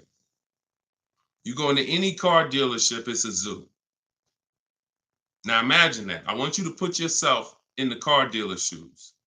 If you knew that you had customers trained so well that by that last week of the year, the place was going to be a carnival. And that's the end of the month is like that too. Holiday, President's Day is like that too. But here's what I want you to think about, because that's just a myth. There's no better deals. So there's some people that are buying cars during the holidays overpaying for them. Because here's the thing, you got a line of people behind you. If you're at home shopping, that's different. But if you're in the dealership, think about it. You got a line of people behind you, 10 people. So when the salesman's talking to you, it's like, I don't even have a lot of time, right? Salesman doesn't have a lot of time to talk to you. Listen, Bernard, listen, man, I'm making you a good offer. You see the place is packed, man. You know, I would take it if I was you, but you know, we really don't have the time. You know, if you wanna think about it, you're more than welcome. There's no guarantee the car's gonna be here when you come back. Psychology working all against you. I told you, if you've been on the stream before, you know the name, that you winning is not the important part in a car dealership. It's making you think you're winning. So when you want to be in a car, this is when you want to be shopping 3 months before you need to have a car. And I'm going to tell you why. If the place is a carnival, there's no reason to give cars away. There's no reason. Why do I want to do a big sale? Why do I want to discount the cars if the place is packed? There's 3 customers for every car that I have. It's a marketing game. Now, the opposite is true. You got to think about this. On the 3rd of the month, when the place is empty, 10th of the month, dealers looking at I remember we used to look at our numbers, right? Because everyone makes you think dealers only think about their numbers at the end of the month. Go at the end of the month when dealers want to hit their numbers. Don't you think dealers want to hit their numbers on the 10th? Don't you think if we have to sell 250 new cars and we look on the 10th of the month and we're like, oh, we only got 70 cars sold. We're not tracking. We're not pacing good. We look like we're going to fall. We only got 50 cars sold. Oh, this is a horrible month. Anybody who sends in an internet inquiry or they're like, oh, look, we're behind. There's not this magic thing where it's like every month at the end of the month, the last 3 days, dealers are pushing to hit their numbers. Some dealers hit their numbers 5 days before the month is up, 3 days before the month is up, which means you come in at the end, we already hit the numbers. But again, it's a game of psychology. So what I'm teaching you is to understand, I was in that game for 14 years. I was very good at playing the game. Now, I'm not going to lie. I wasn't a person who lied. Anybody who knows me from New Jersey knows anytime, the way you guys see Deshone, there's a couple people who, since, we've gotten over 2 million followers now across all these platforms. So God has blessed me. But there are people who know me. They dealt with me. And when they see my videos, what they say is, the same way he is in the videos is the same way he was in the dealership. Nothing changed. Some people are like, oh, I'm online now, I'm teaching. And then it's like, they got a bunch of people out there that's like, no, that's not, he changed when he went online. The same way I was in the dealership teaching people about numbers, about leasing, don't buy your lease, all of this stuff that I'm teaching in the stream is the same way. So the game of psychology is what you have to stop falling for. Stop looking at marketing, and now you have to look at what does make sense. That's being in the market 3 months before you need a car. I'm gonna tell you why. If your lease is up in a month, that's good because you can extend. So I always tell you, start shopping when your lease is up, when you got one payment left. That's good. Start shopping your offers because if worse comes to worse, you can extend the lease for free and you can buy yourself another month or two. You want 3 months because here's what happens over 3 months. Lease deals change if you're shopping for leases. Offers and incentives change if you're shopping for cars that you're buying. If you're shopping for a new car you're buying, you can look so here's an example. Let's say I'm looking for a dark blue, Kia Sorento, right? For example, if I reach out to them, something I teach in my process is we have 2 dates. 2 dates. Those of you who have my book know this. Some of you have seen it in my free social media videos. 2 dates. As soon as date, no later than date. As soon as date is the soonest you can say yes to an offer. That's the soonest you should be looking at offers. You shouldn't be looking at offers if you can't say yes to it yet. Wasting time. Then the second date is the no later than date. That's our deadline. So the time between there, I like to see 3 months because when you reach out to a dealer, one of the things in my template in my book, one of the things you should say if you're talking to a dealer is, I can make a deal today, but I don't need a car until December, whatever. Whenever that is, in the summer, whatever. Because the time in between that is your leverage. That's the time where you could say no. That's the time where everyone else who's going in the dealership, the way everyone else shops, they're going in desperate. Oh, I need a car today. I need a car by Friday. All of the stuff they're saying out their mouth that's going to make sure they pay more because car salespeople hear that stuff. And so you're not saying that. You're saying, hey, if you got a blue one and it's not going to be here for 8 weeks, I'm interested in that. See, they can't present that to these other customers that are there desperate mode right now. That car that 8 weeks away, can't present it. So inventory changes on a month-by-month basis. Incentives and rebates change on a month-by-month basis. I'm gonna tell you the biggest thing though. Let's go to used cars. Price trends change on a month-by-month basis. So when we go to shop for used cars, we always have on alert so that every single new car that hits the inventory pops up on our phone. In our email. Everything I'm teaching you is in my book. Now, I don't hold back. You can get it any way you want. You can get it on the stream. You can get it on my videos. You can get it in my book if you want it all in one spot. But so when we do this, everything new is popping up. We can see the price changes. We can monitor the price changes. But the biggest thing is when a dealer needs a deal, you're positioned. Let that sink in. I just gave you a scenario a couple minutes ago of how it looks when a manager comes in and says, all right, y'all, we got to have a meeting. Okay, y'all, it's the 10th of the month. We only got 50 cars out. We got to sell 250 cars by the end of the month. We're way behind. Anybody who is real, that's what we call a real customer, a real buyer. Get them on the phone and, see if they're open. We're not turning away any reasonable offer today. Now, for those who are desperate, need a car today, need a car this week, those people been going. They're never going to get these phone calls, very rarely, because they're moving so fast. You position. You in their email. Tom knows Sparta is been emailing me. He told me he doesn't, or she, I can't tell if it's, I can't tell by your name, whether you're a man or woman, but let me see. Sparta, hey, I know I couldn't get to your offer before. You still open? Yeah, thank you. What you got? Position. So you can't do that when you're desperate and when you're shopping. Now, if you're in an emergency, understood. You totaled your car, you need a car in 2 weeks, understood. We got plenty of people who get in, use my stuff, they get their car in 2 days, they get their car in. That's why my biggest thing is teaching you the strategies you need to get below market deals in 48 hours. But the benefits of having time can't be measured. The benefit of being able to look at deals, have dealers call you. I had one of my people who listened to me. He had a Kia Telluride. The general manager called him the last day of the month and said, look, if you could get this done today, I'll take $5,000 off the price. That's the one he ended up going with. His name is Wendell.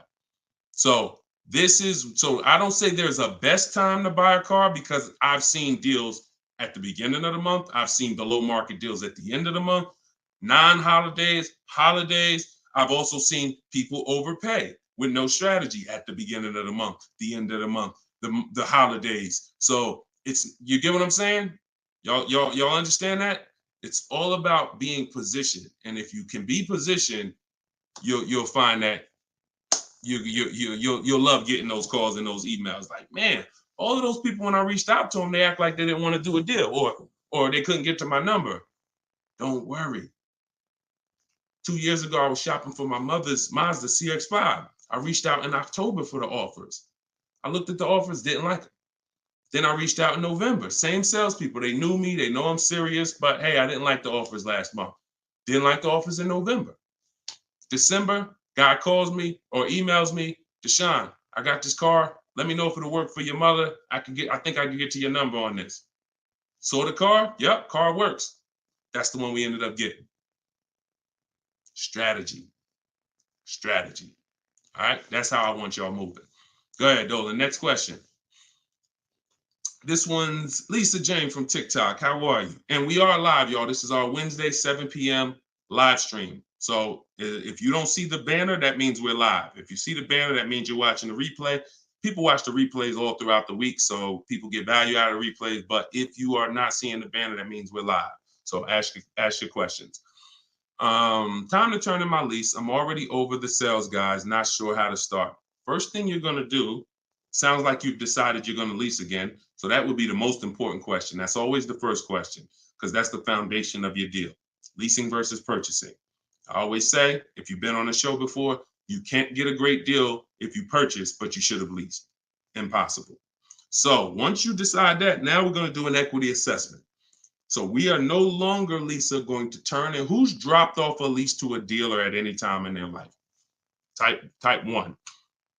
You had a lease. You've just dropped it off or returned it to the dealer. And what you're going to see now is you're getting a lot of dealers that say, we're a lease return center. Bring your lease in. We'll ground your lease for you. Even sometimes it's not even their brand. They sell Hondas and they'll say, hey, bring any lease and we'll return it.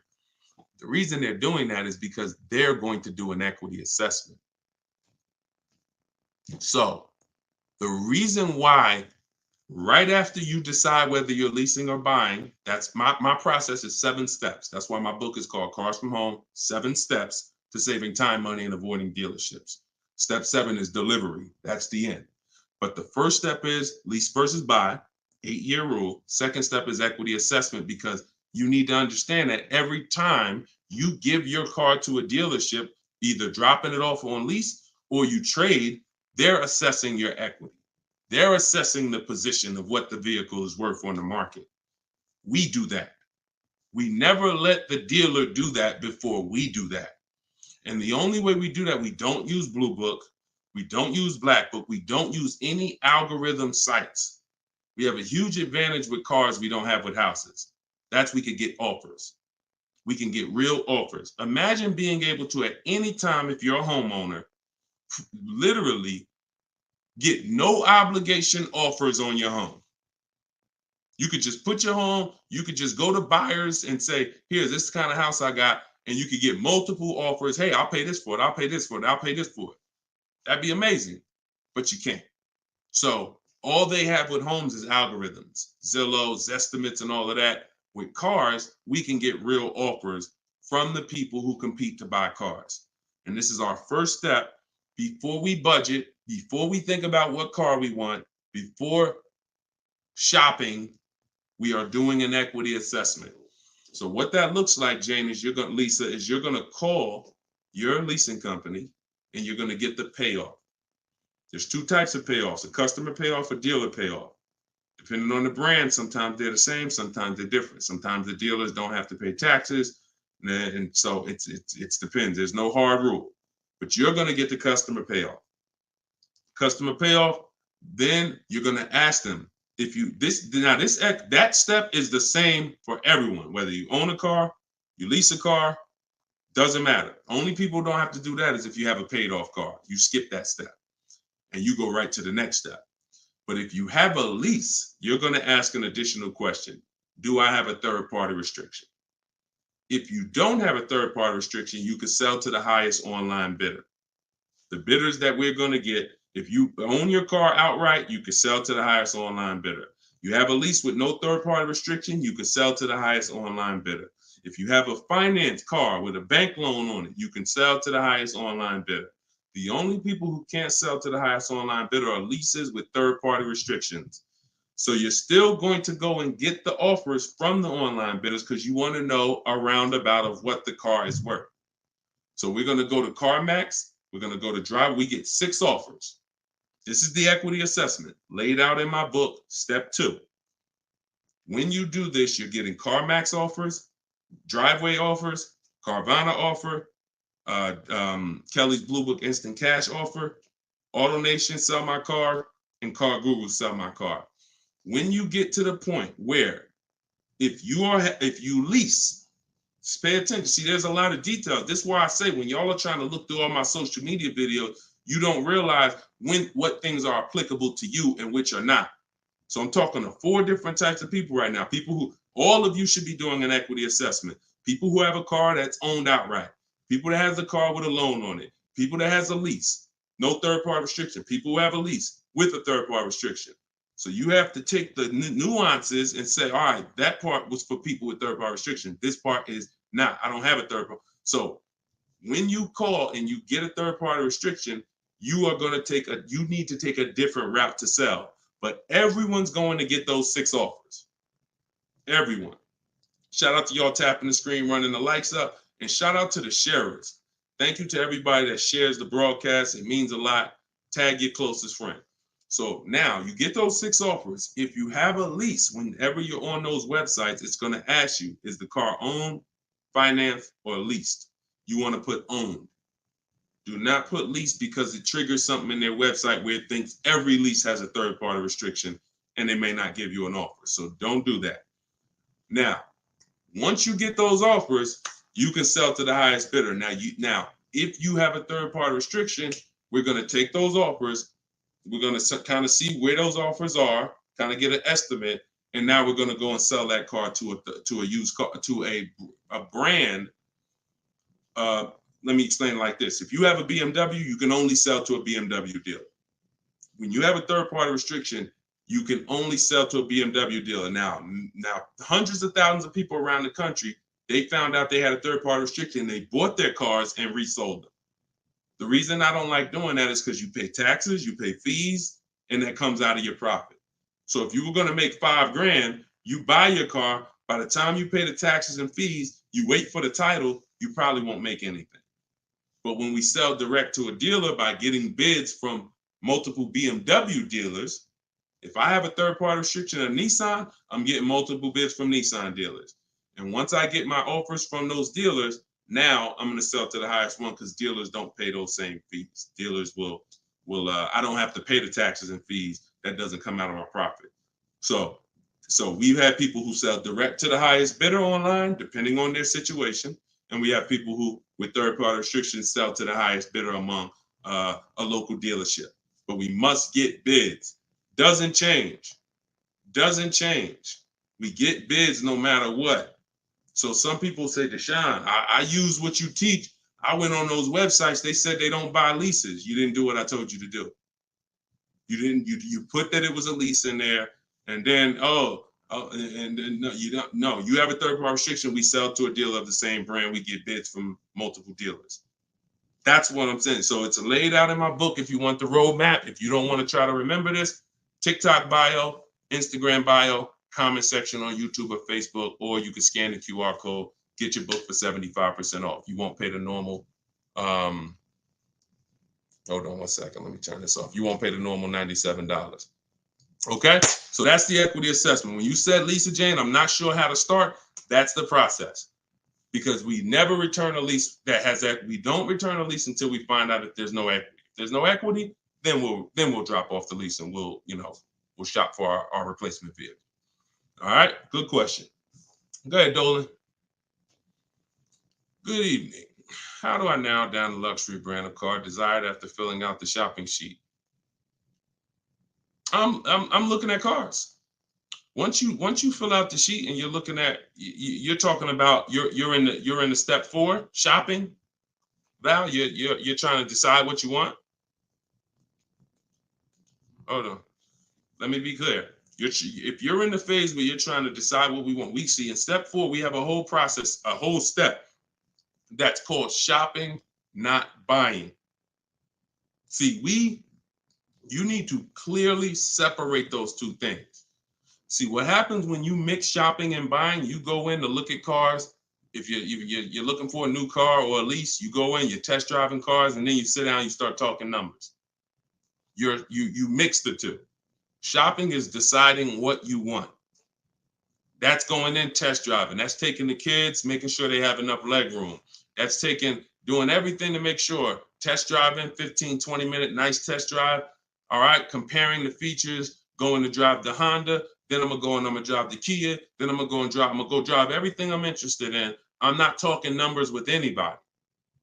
That is shopping. Once you have decided what you want, now we're coming home and all the purchasing is done from here. All the bidding is done right from where you're right. Like, this is where I get my cars at, right here. I sit right in front of my computer, and in 60 minutes of work, I'm going to have bids coming in 48 hours. I'll know what the below market values are. So if you're just talking about the shopping phase, I'm on YouTube. If I'm looking for like a 3-row SUV, I'm typing in 3-row SUV. And then I'm looking at the competitors, because we're not giving enough. Look, car manufacturers do a horrible job of marketing. Horrible. There's 40-something companies that make cars that spend millions of dollars to try to get you to come see them at least. And so that's the reason why you notice when you have a car, they're reaching out to you before the car's paid off, before the lease is up, because they know once you get to the end, you're more likely to shop. That's why they try to keep you, we were reaching out to people with Mercedes 6 months before their lease was up.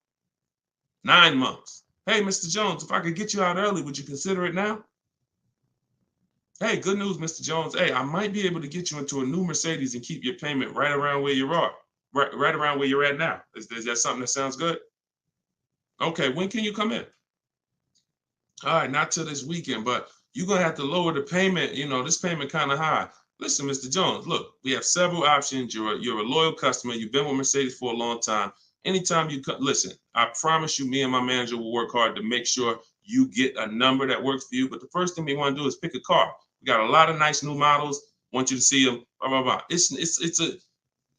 You got to understand, if we're pulling you out of the car early, we're trying to prevent you from shopping the market, because every couple years there's new product, new technology, new features. You want to see this stuff.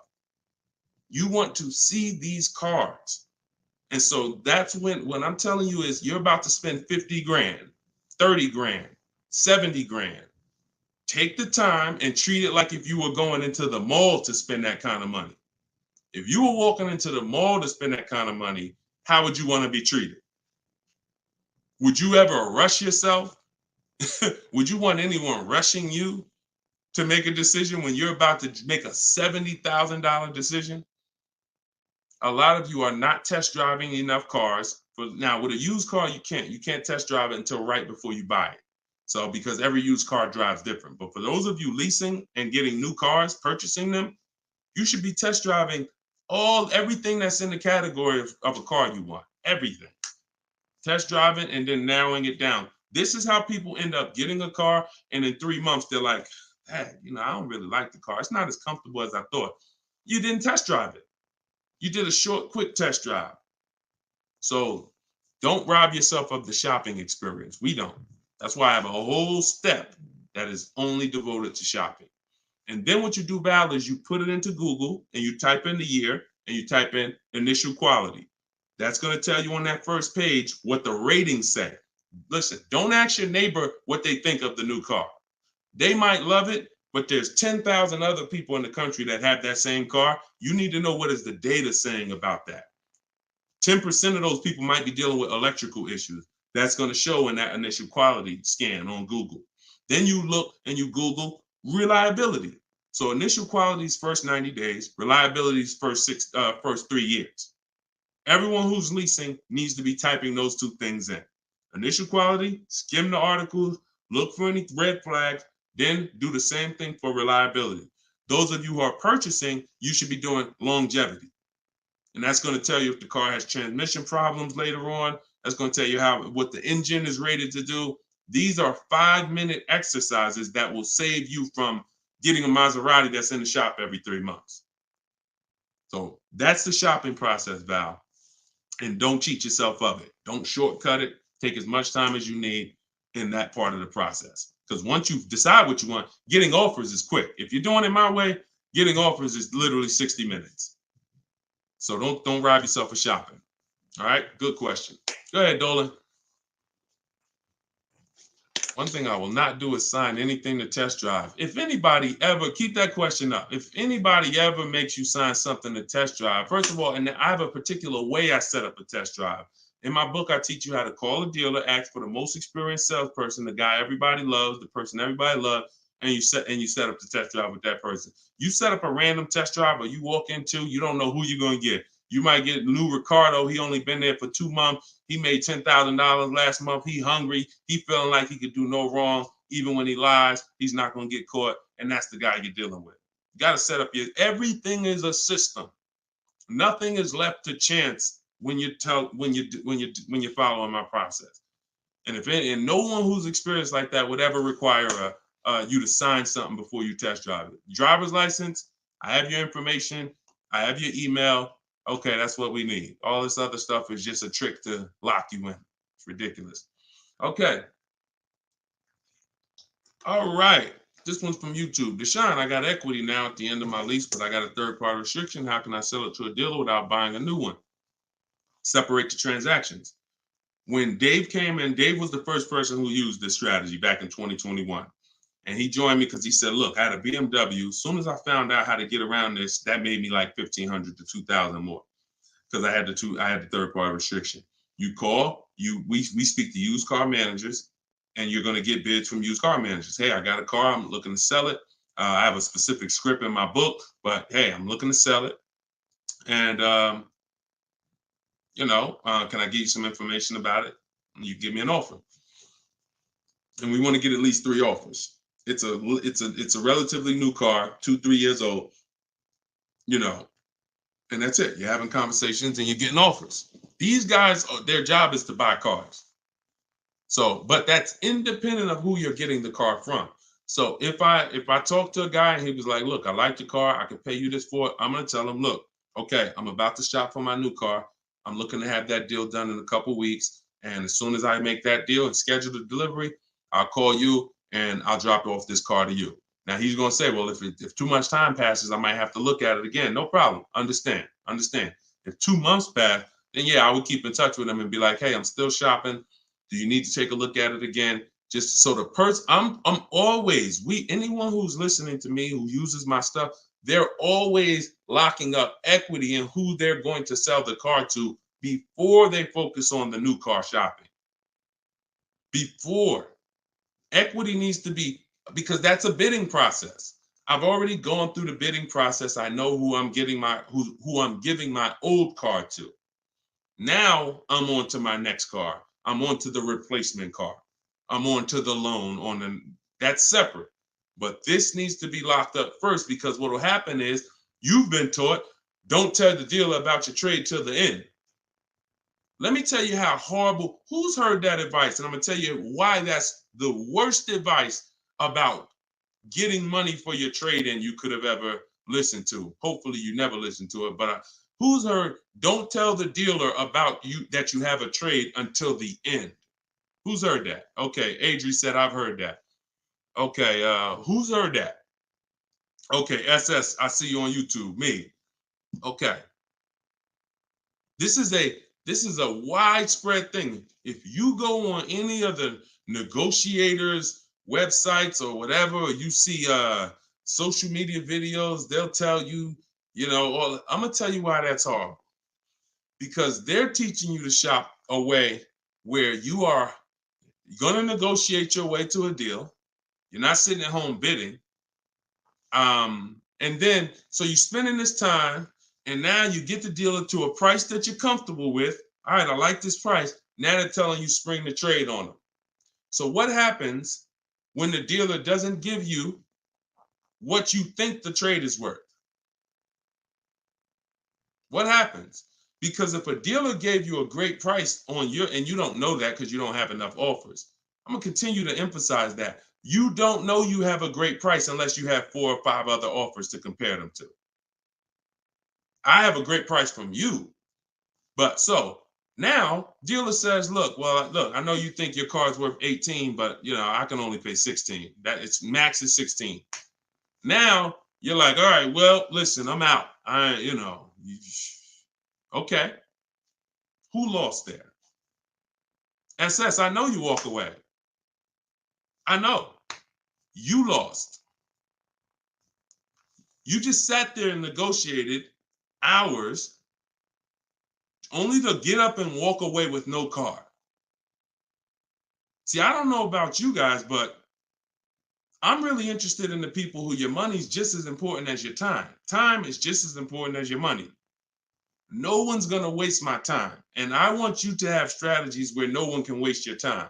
Because while you're sitting there for 2 hours and getting up to walk away, the salesman's like, okay, listen, they don't know their car's not worth 16, but whatever. Somebody else is going to buy this car. So you're going to go and do that same thing again with some other dealer. 2 hours, 2 hours, 2 hours. And I think that I guess they just know that you're comfortable spending a whole lot of time car shopping. But you don't do that. The only time you're ever going to reveal that you have a car that you might bring to the transaction is when you know you already have offers. So I don't mind once a dealer wins the bid saying, well, look, I do have this old car. I already agreed to sell it to this dealer from Kelly's Blue Book Instant Cash Offer, but if you could match it or beat it, I'll give you the car.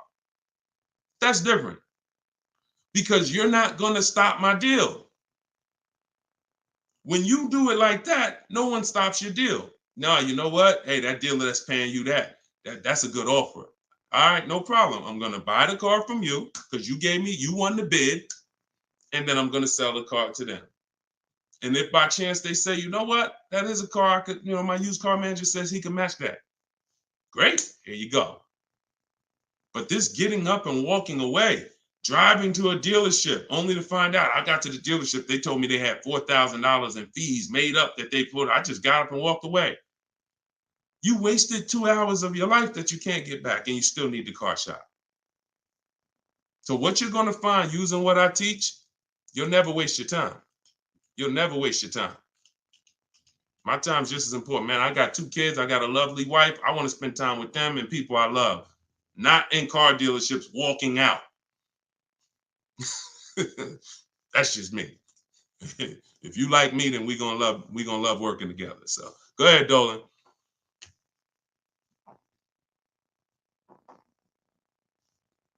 All right. Why is the dealership telling me I have to pay a down payment on a lease? You're only talking to one dealer.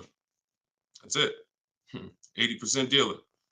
See, listen, lazy shopping. And listen, I don't know you, Jamaica. I don't know how familiar you are with my stuff. 80% of dealers are overpriced. 80% of dealers are gonna lie. You're only dealing with one dealer. That's what you're gonna get. You're at the mercy of one dealer. But I'm gonna tell you something. You're never gonna get stuff like this.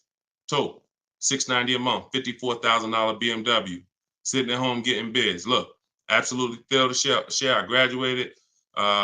She joined my program back in 2020. Now, just so you know, I have a video program and coaching. It's the same. It's based on the book. It's 7 steps videos, 7 steps, 7 steps in the book.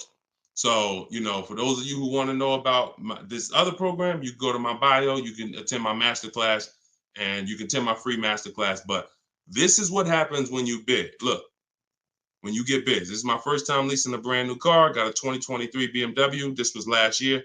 Awesome lease incentive, 75 off, plus you got $1,000 off. Look, Greg, 527. Look, monthly payment, 527. You don't see down payments here. Look, Danielle, $550 a month with first payment down. That's it. Included maintenance, gap insurance, all the fees. Look, we could do this all day long. This was Bonita in the middle of the pandemic. Middle of the pandemic, while people were paying $5 grand and 10 grand over sticker for Telluride. Look, I got my got my dream vehicle, 2023 Kia Telluride. Got that in December 2022. Bids, 600 down, 600 a month. That was a 1.25 lease. I remember when she got it. And I always show that because people were out there, oh, there's no deal. People have been saying that for years. People have been saying that to me for years. Deshone, there's no deals out here. Somebody probably wrote that in the comments. I'm sure that's one of the questions. Sean, it seems like it's no deals out here. And listen, no strategy, no deals. Strategy, great deals. So one of the things we're never going to do is listen to what one dealer says. 5 dealers, 5 offers. You could do it your way, manually, or you could do it my way. It's up to you. But you get 5 offers because 4 are overpriced. That's the numbers.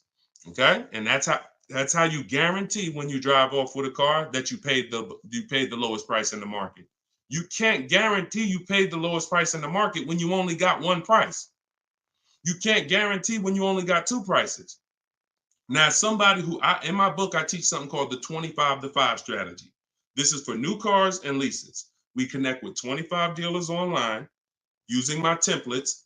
You copy and paste. I got all my stuff in there. You just fill in what you want. And then we reach out to, and then out of those 25 dealers, we're shopping all their inventory. So we got a good shot of, out of 25, we got a good shot of 10 of those dealers having a car we'd be interested in. And our goal is to get 5 offers.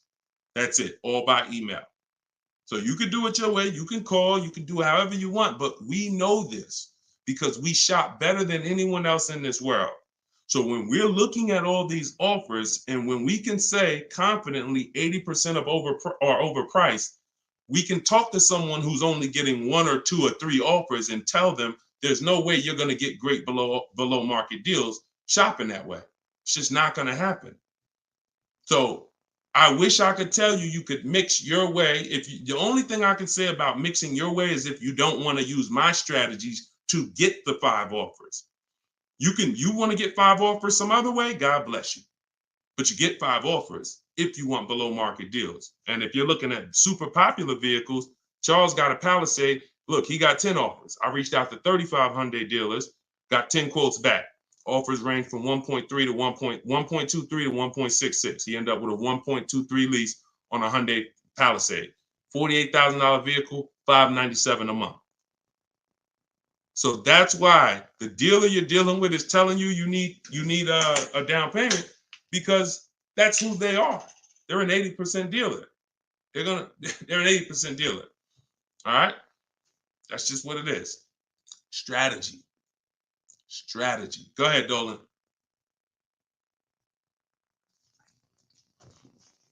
All right. TikTok. Miss Brooklyn.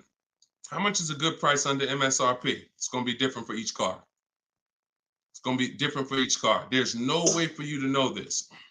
No way for you to know this. Look, Eddie got a Toyota. He got $2,086 under MSRP. You don't know what the bottom is without offers. Your way of shopping the old way, you're just feeling for the bottom. No way. And I'm showing you all of this so you know. Look, Kimberly got $20,000 off of Maserati a little while ago. $86,000, you see it right here, $86,000 MSRP. Their selling price to her was $66,261. Had she got excited thinking, I'm just going to make up a number. I'm just going to, if I could save $7,000 off this Maserati, that'd be great. We don't pick what the bottom is. We get enough offers and it reveals what the bottom is. You get a bunch of offers on a Toyota Camry, the lowest offer, $2,000 under MSRP. Now, Kimberly, Maserati, that car, 20 grand off. Look, Sean, $20,000 off his F-150 Lightning XLT. Look, MSRP 73, dealer discount 4,900, 15,500. Now, just so y'all know, the 80% dealers are not even going to tell you there's a $15,500 rebate. So don't think he was just looking at a bunch of offers and everyone had a $15,000 rebate. Some people tell you, okay, there's 7,500 in rebates. Some people tell you it's 2,000 in rebates.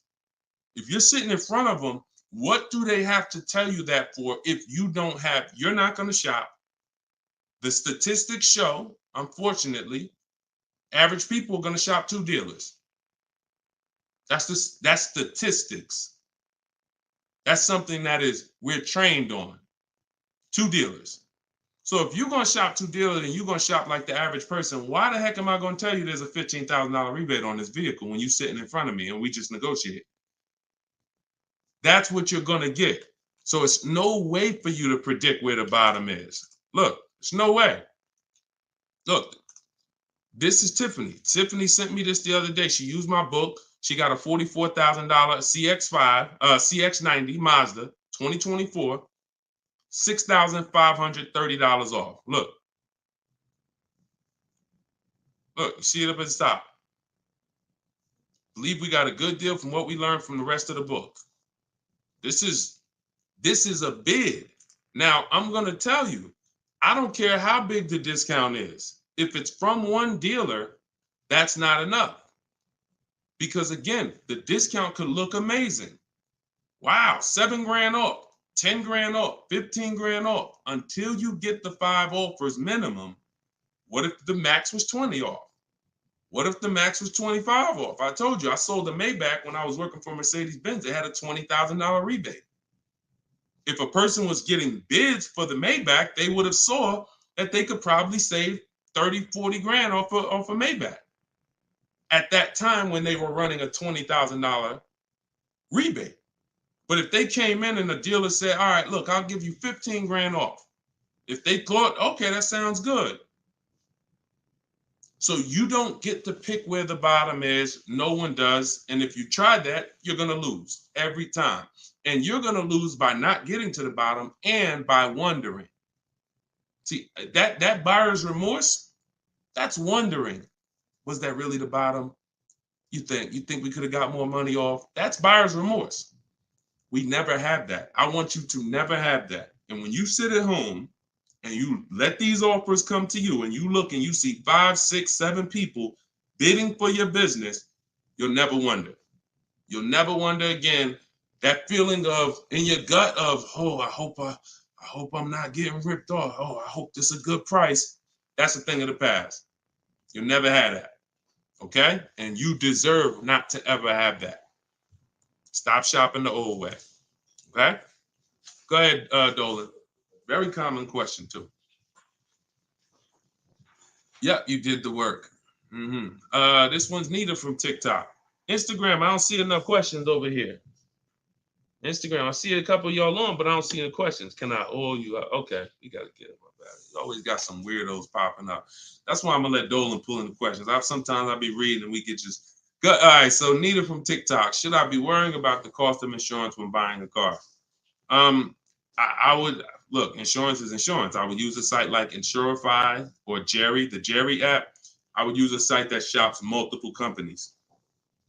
Insurify shops multiple companies. And, you know, some of the smaller companies that don't have the big budgets, you know, some of you go to insurify.com tonight, you might save money. So you need to, you know, and I'm not endorsed by Insurify right now. I just believe in the product. Look, I believe in anything that gets my favorite 2 words, multiple offers. Because that's how we buy everything else. That's how we buy TVs. That's how we buy electronics. That's how we buy groceries. You go in, you want some potato chips. You got 30, 40 companies competing. You got, you know, spaghetti sauce. 10 different companies competing, trying to sell you. Oh, we're on sale this week. Blah, blah, blah. It's always multiple offers. So any tool that gets multiple offers, I love it. So Insurify.com or the Jerry app. Yeah, insurance is insurance. Jay Love, how's the market looking? Watch the earlier broadcast. We answered that. That was pretty much, I think that was the first question in the show. So you could go to YouTube, watch the rebroadcast, and you'll see the answer to that question. Go ahead, Dolan, shoot that next one out.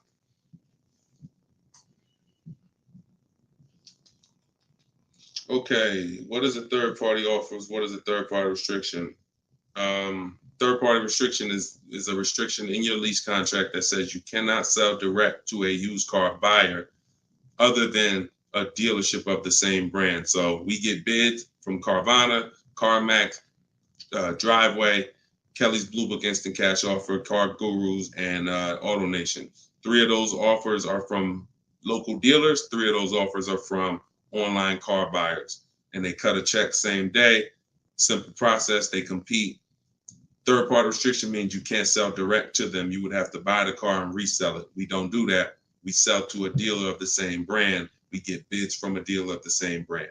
So that's what a third-party restriction is, and that's how we handle those. All right. Go ahead, Dolan. Everything I'm teaching for those who just came on is in my new digital book. It's called Car Shopping. Well, it used to be called Car Shopping for people that hate car shopping. Now it's just Cars from Home. 7 steps to saving time, money, and avoiding dealerships. So for those of you who want the same results that you're seeing from all these people, if you want those below market deals to be your below market deals, and you get the roadmap, you get the guide, it's a step-by-step blueprint. First step is, because many of you don't know the 7 steps. Those of you who have the book, you know it. First step is the most important question. How many years are you keeping the car? That's the 8-year rule. That's going to help you decide whether you need to buy or shop for a great lease deal. Second step is the equity assessment. Third step is deal structure, and it's deal-focused budgeting. We don't just budget. Budgeting is whatever it is, I'll just budget and I'll see what I could afford. No, we budget for a deal. You need to know what a deal. When I'm budgeting for a lease, I'm budgeting to see if the lease is great, this is what it should cost. If I'm budgeting for a purchase, I'm budgeting, this is how much a great deal should be. I'm coming up with my max offers way before I ever go look at cars. So that's day 3. That's step 3, deal structure. Step 4 is shopping, not buying. Step 5 is multiple offers. That's when we're in the market. Step 6 is paperwork and protection. Step 7 is delivery. 7-step process. So everything is in there step by step. You can get your copy for 75% off as part of our book launch. It's in my TikTok bio, in my Instagram bio, or if you're on Facebook or YouTube, it's in the comment section, or you can scan the QR code on the screen. If you're watching us on TV, you can scan that QR code with your camera to get your copy. Be in your inbox in 5 minutes. Okay, this is Wes from Facebook. How do you feel about vehicles that are well over MSRP? Don't. See, I mean, if you guys can't see that you need help, because the language you're using is really desperate language.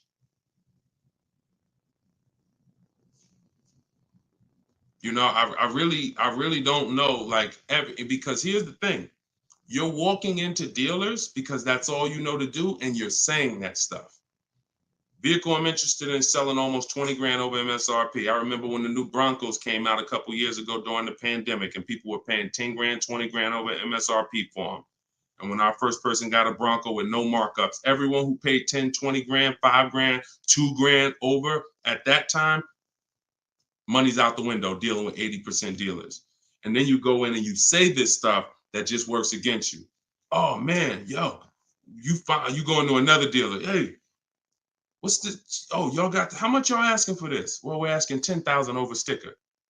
Oh, okay, that's better than the other deal. This other deal I was in, they was asking 20 grand over sticker. Negotiating against yourself. How you gonna turn around and ask me for money off when you just said that the price, because I'm 10 grand over, I'm good. Oh man, you only 5 grand over stickers. Man, you all right, this is good because the other one was 20 grand over sticker.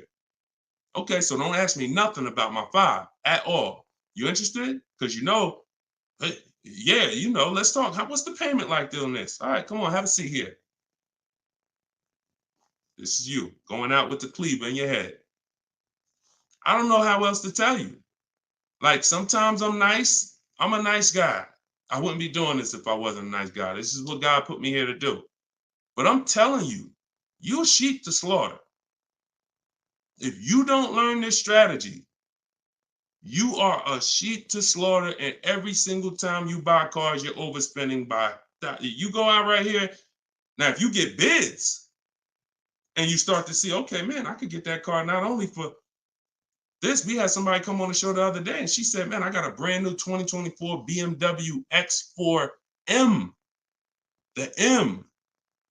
And she said, I got the bids. I got 4 grand off and another 3,000 for my military. I saved 7 grand. Bids sitting at home.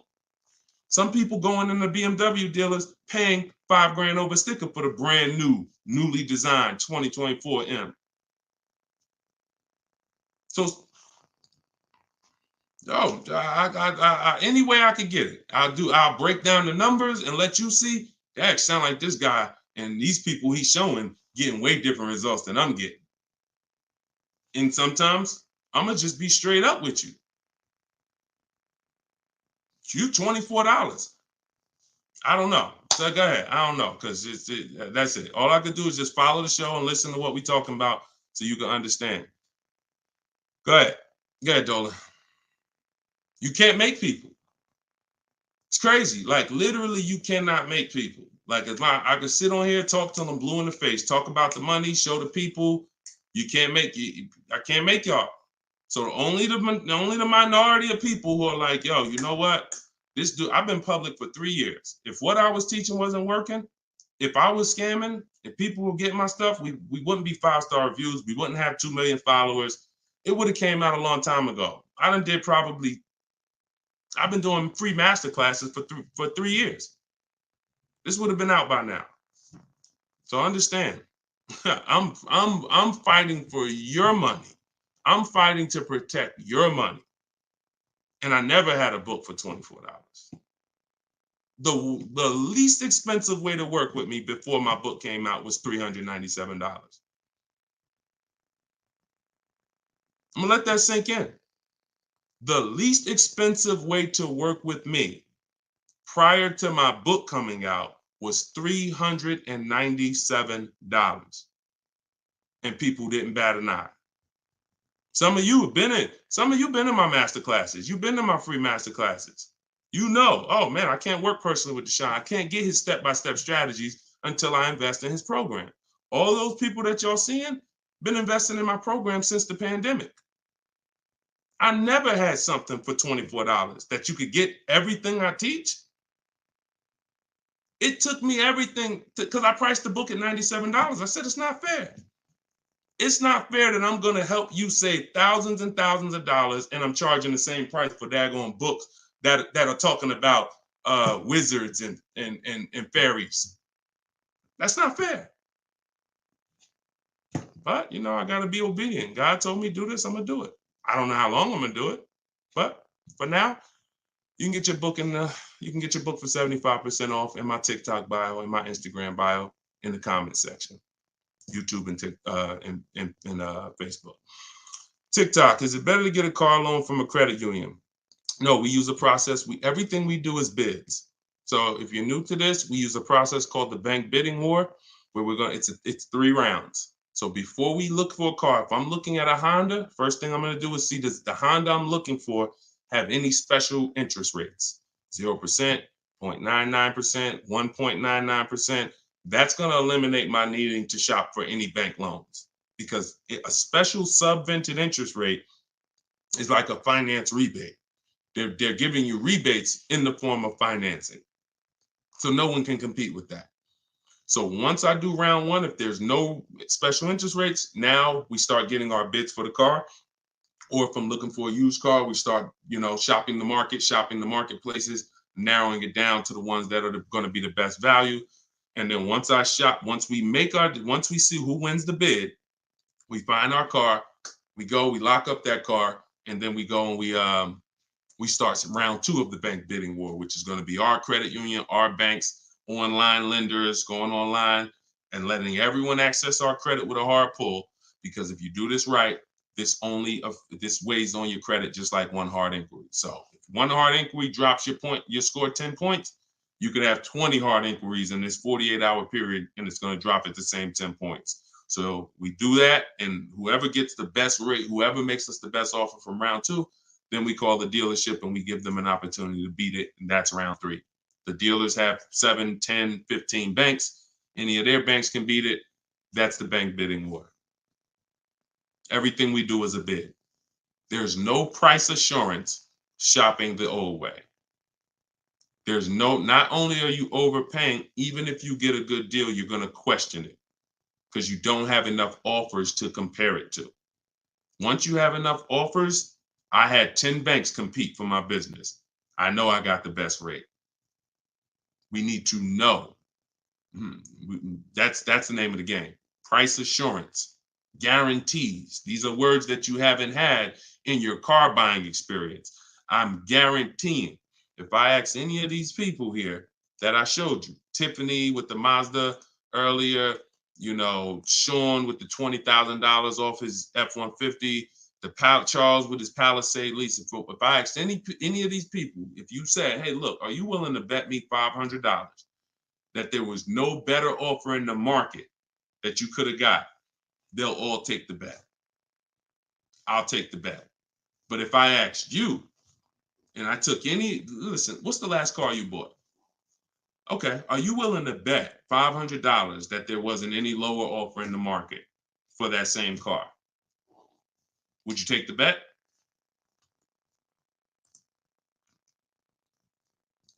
No price assurance.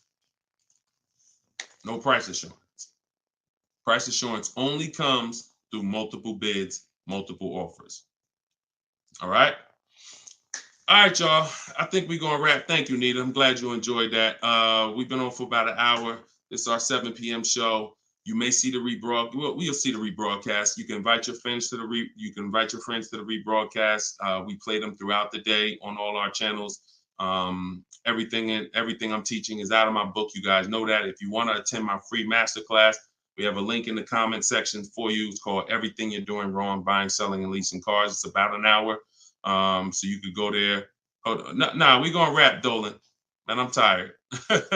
I'm tired, man. We'll wrap an hour and 2 minutes, man. Everybody can come back, join us on another live show because we got tons of questions. We could never get through all the questions. Once the stream starts heating up, we can't get through all the questions. So if you want to attend my free masterclass, it's a link in the comments, or if you're on Instagram, there's a link in my bio. You can attend. It's an hour long, and then we do Q&A after. And then if you, of course, want the book, you guys know where it's at, in the comment section or in my bio. Other than that, I'll see you all on the next show. Shout out to everybody who joined, and it was good to see you all. All right, I'll see you all on the next stream. God bless you.